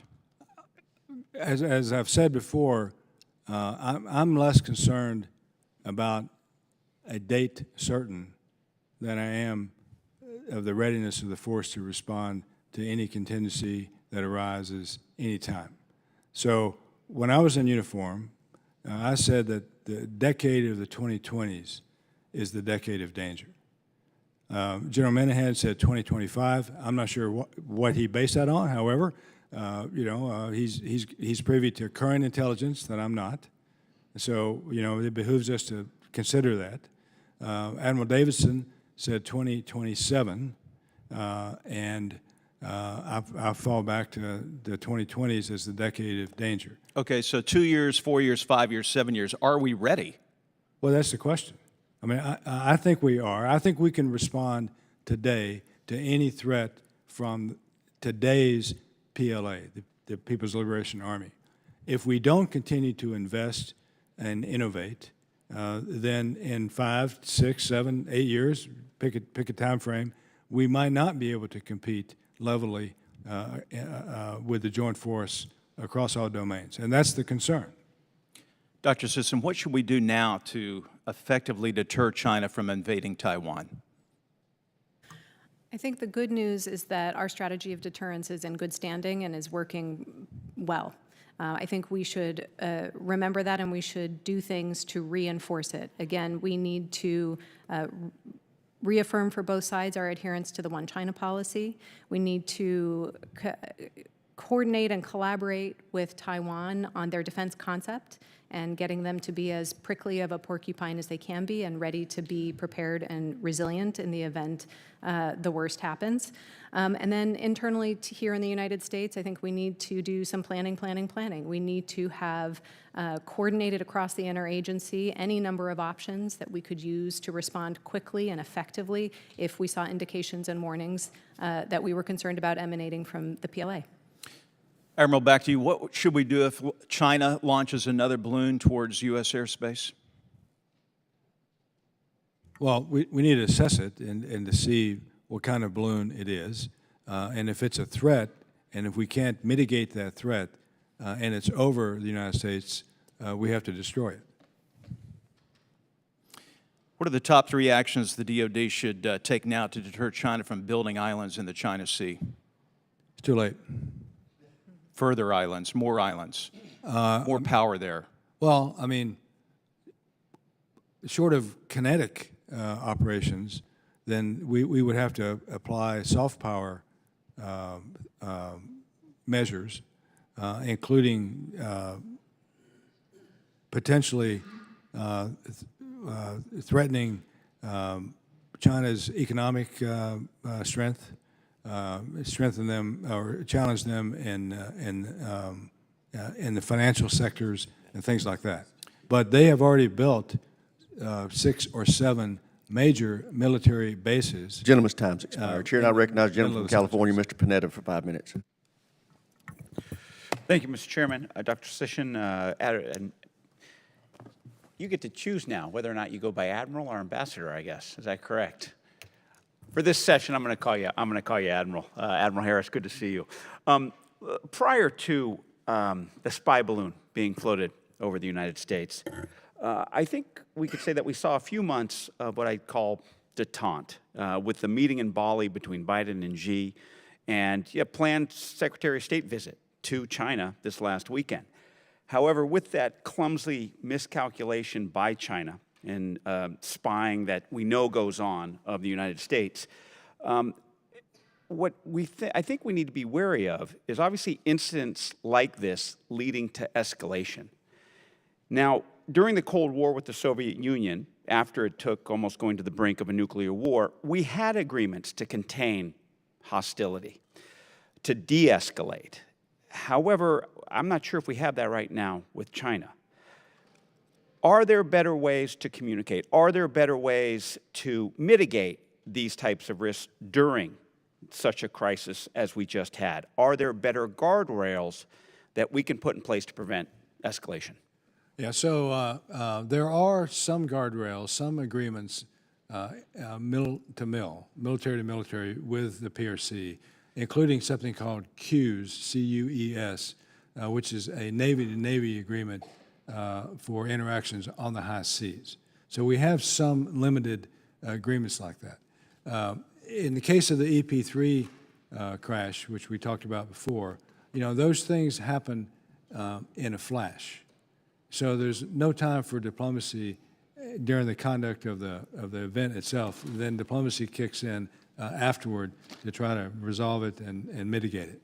In the case of the balloon, I mean, we had 7 or 8 days for diplomacy to work, and China could have stepped forward at any time in that and said, hey, this is ours, this was a bad move, we want to do it again, sorry about that, we'll help you bring it down, or something like that. But they did not take advantage of the window, a week window, 8 days, 7 days, to do that. So that's on them. And I think that the U.S. government did reach out to the PRC and gave them ample opportunity, which is why you want to extend this thing out, stretch it out for as long as you can. Until it went over water 8 days later, 9 days later, whatever it was, they shot it down. And besides the brief avenues that you mentioned, Dr. Sisson, is there anything else, any other avenues for this type of communication? My view is that the U.S. government should always pursue direct communication at the highest levels of government, especially in conditions like this. The worst case scenario is where communication happens through military action and not through phone lines and now Zoom screens, I guess. Okay. Moving on to my next topic. Admiral, you talked about Taiwan being the #1 democracy, at least in the Pacific. And as we all know, and living in a democracy, elections have consequences. And it seems like the DDP's extended focus on China sort of failed to connect with the Taiwanese people, as evidenced by the last election. In that KMT, obviously, which has a warmer relation with China, in that if it makes gains and actually has a significant wins in the 2024 elections, what would be the consequences of our deterrence capabilities in dealing with the KMT majority? Yeah, so great question. I met with the KMT chairman last week in Taipei. I believe that it was the Cato Institute that called Taiwan the freest nation in East Asia, and I think the definition of free and democratic is when you have a successful handover of power, and they've had several now since they became independent. They haven't been independent that long. But I believe that we could work with the KMT. I don't think the KMT is going to roll over on China, just like I don't think the DPP is going to declare independence. They're both viable, strong parties in Taiwan that have the best interests of the Taiwanese at heart, not the PRC. Great. Dr. Sisson, 20 seconds. I agree entirely with the Admiral. Outstanding. Thanks to both of you. I yield back. Thank you, Mr. Chairman. Chair, and I recognize the gentleman from Florida, Mr. Mills, for 5 minutes. Mr. Chairman, thank you so much. Admiral Harris, Dr. Sisson, thank you. You know, I hear us talk a lot about the definitions of warfare, and I think that that's something that needs to be redefined or rethought about. And I really appreciate Dr. Sisson's stance with regards to strategy as well as for resilience. You know, my whole thing is that while the U.S. may not be at war with China, I would argue that China has long since been at war with the U.S. from an economic, a resource, and a cyber warfare perspective. I think that we also have to identify the geopolitical alliances that's occurred with regards to Russia, China, Iran, and North Korea.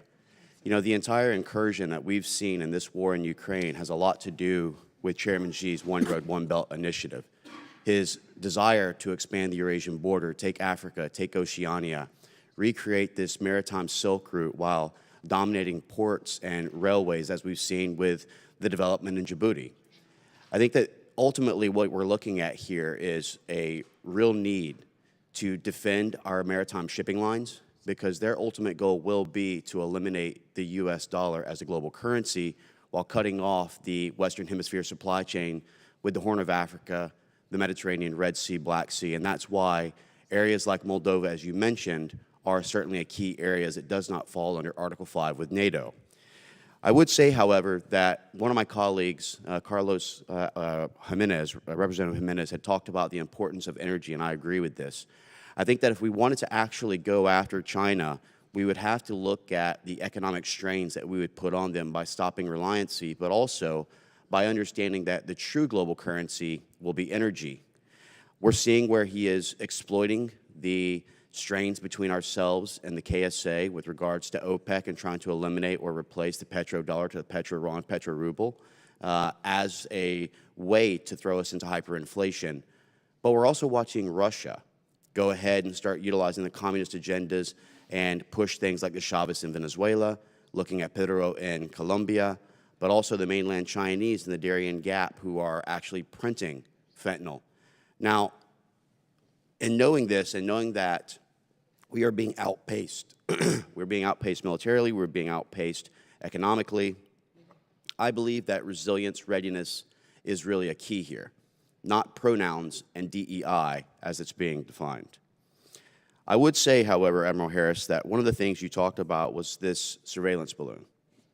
And while I agree that it was good to go ahead and to shoot it down, I also view this as a vulnerability assessment by the Chinese and how we will react, where our actual mitigating measures will be, when we will identify, and what altitudes we will identify. And I think that allowing it to come across the United States was a huge mistake and a failure. If the idea was to shoot it down in a safe area, then we could have done that over the Pacific.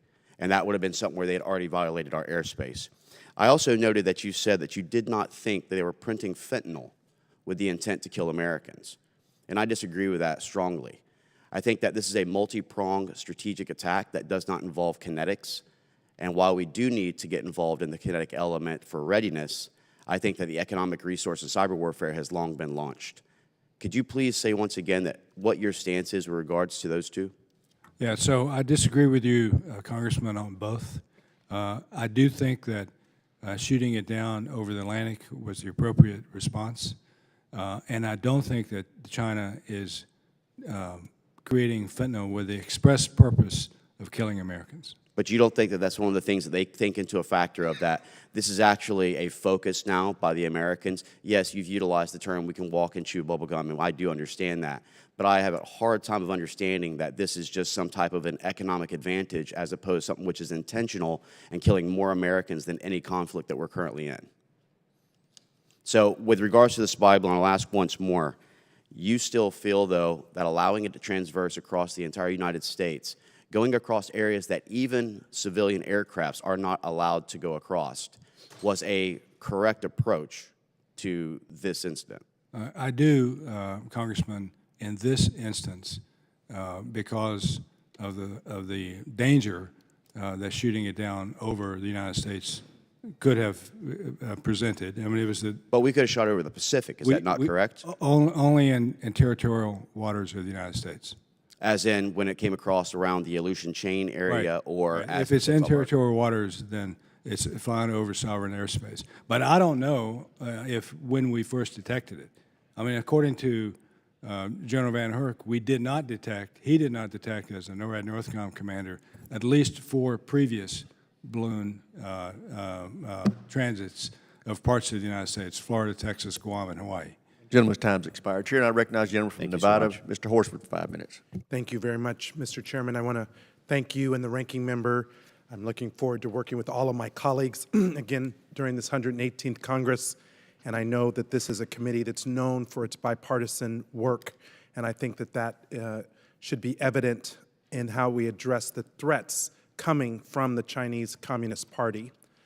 I also want to thank our witnesses for testifying today. Your expertise and insight have been informative as we consider the threat that the Chinese Communist Party plays in our national security.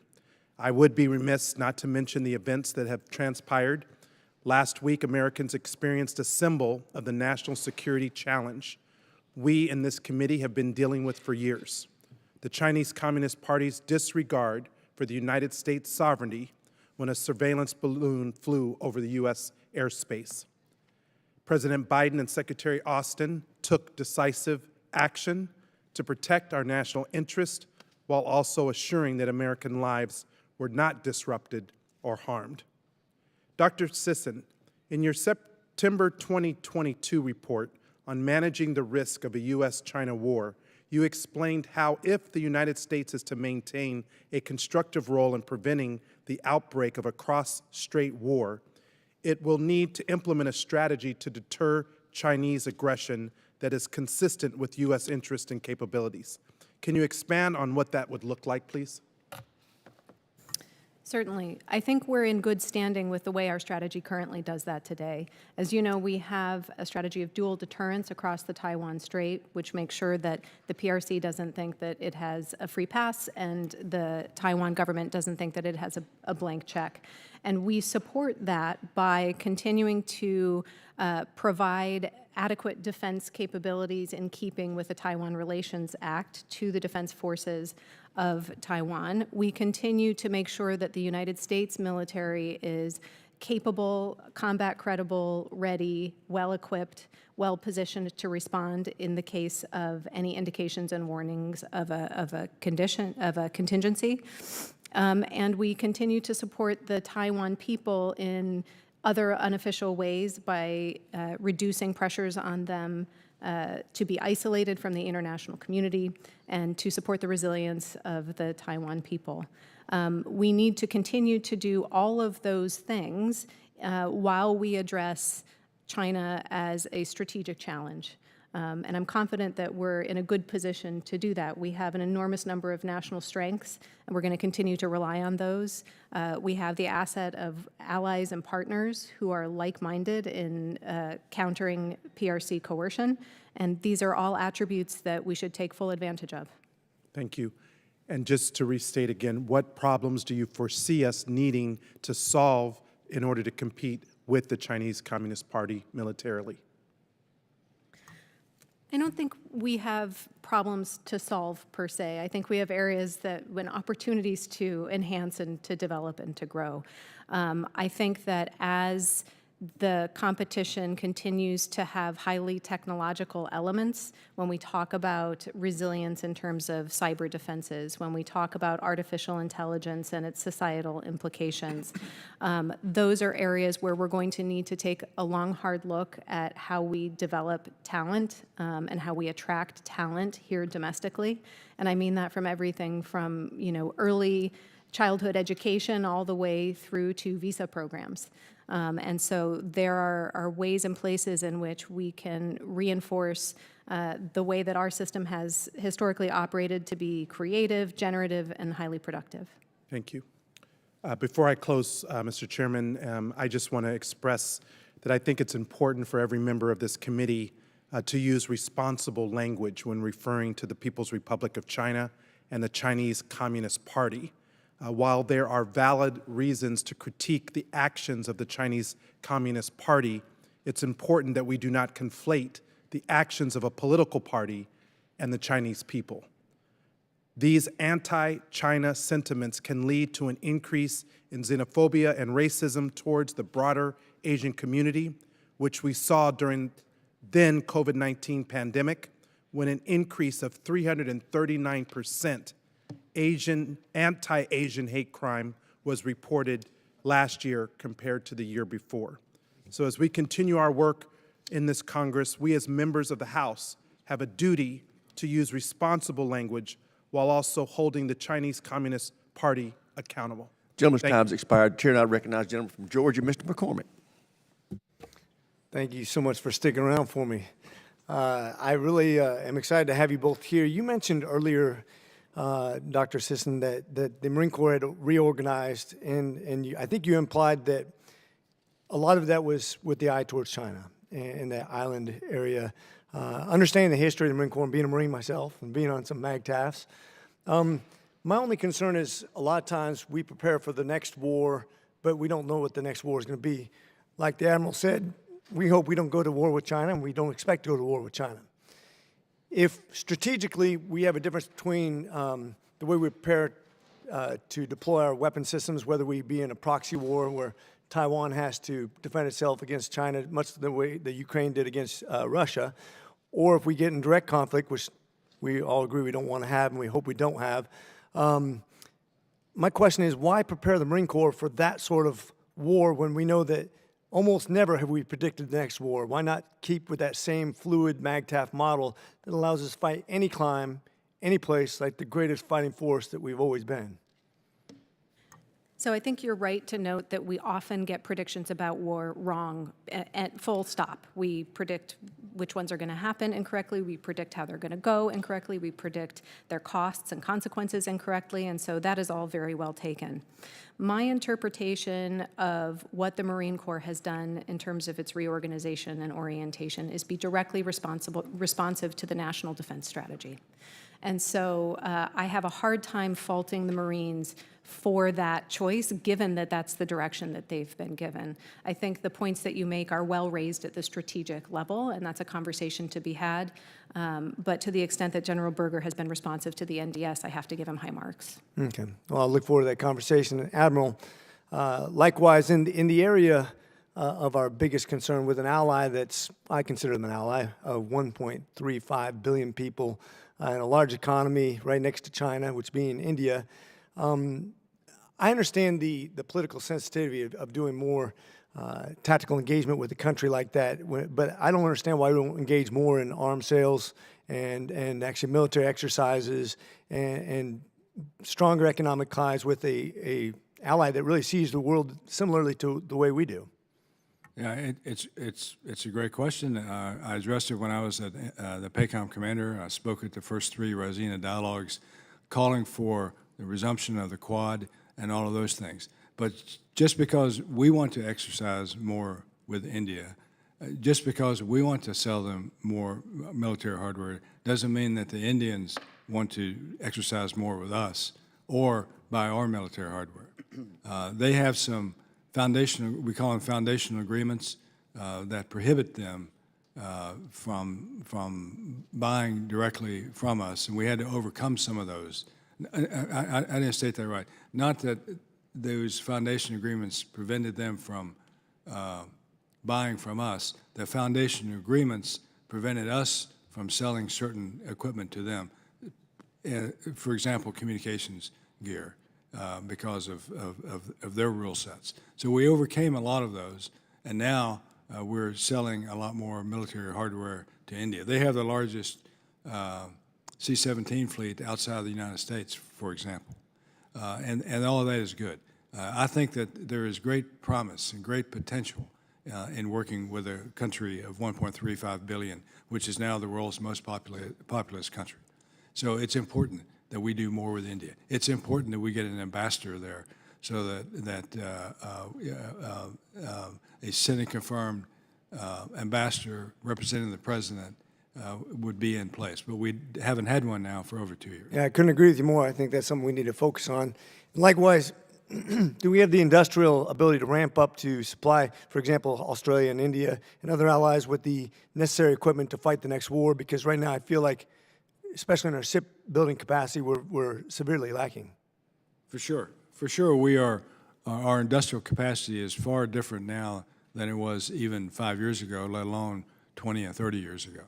So that's an industrial base issue that we need to get our arms around. You know, we haven't built Stinger missiles in this country up until the Ukraine thing for 20 years that we built here, except for just a handful that we provided to one of our friends. Well, 10 seconds. I just want to congratulate our F-22 pilots for their first kill. Carry on. Let the Marines lead the way, though. God bless. Thanks. I yield. I would tell the witnesses we saved the best for last. My friend from the great state of Alabama, Ms. Sewell, is recognized for 5 minutes. Thank you, Mr. Chairman. As a new member of the House Armed Services Committee, I'd like to take a point of personal privilege to say that we in the Alabama delegation are very proud of the chairman, and I look forward to working with him and the ranking member Smith for on issues of great importance to our military. I represent, as you know, Mr. Chairman, Alabama's 7th Congressional District, which is the proud home of Maxwell Air Force Base and the 187th Air National Guard Fighter Wing, as well as the 117th Air National Guard Refueling Wing in Birmingham. Countless men and women in uniform that proudly serve our country are natives of our great state. And I look forward to continuing to work with you in the efforts to protect them and also to pursue our military capabilities. Dr.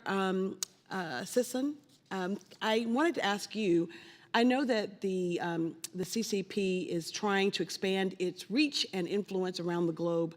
They've established a foothold in Djibouti, and they are pursuing transit right agreements in the South Pacific. What tools do we have in our toolbox to strengthen our alliances around the world and discourage countries from hosting PLA bases? And could pursuing more economic engagement in the Pacific area be helpful? For example, the Biden administration is currently pursuing more engagement via the Indo-Pacific Economic Framework. Your thoughts on this? Yeah, absolutely. I think economic engagement is an important element of the ways that we can engage with nations in the Western Pacific, but also, as you know, rightly in other parts of the world.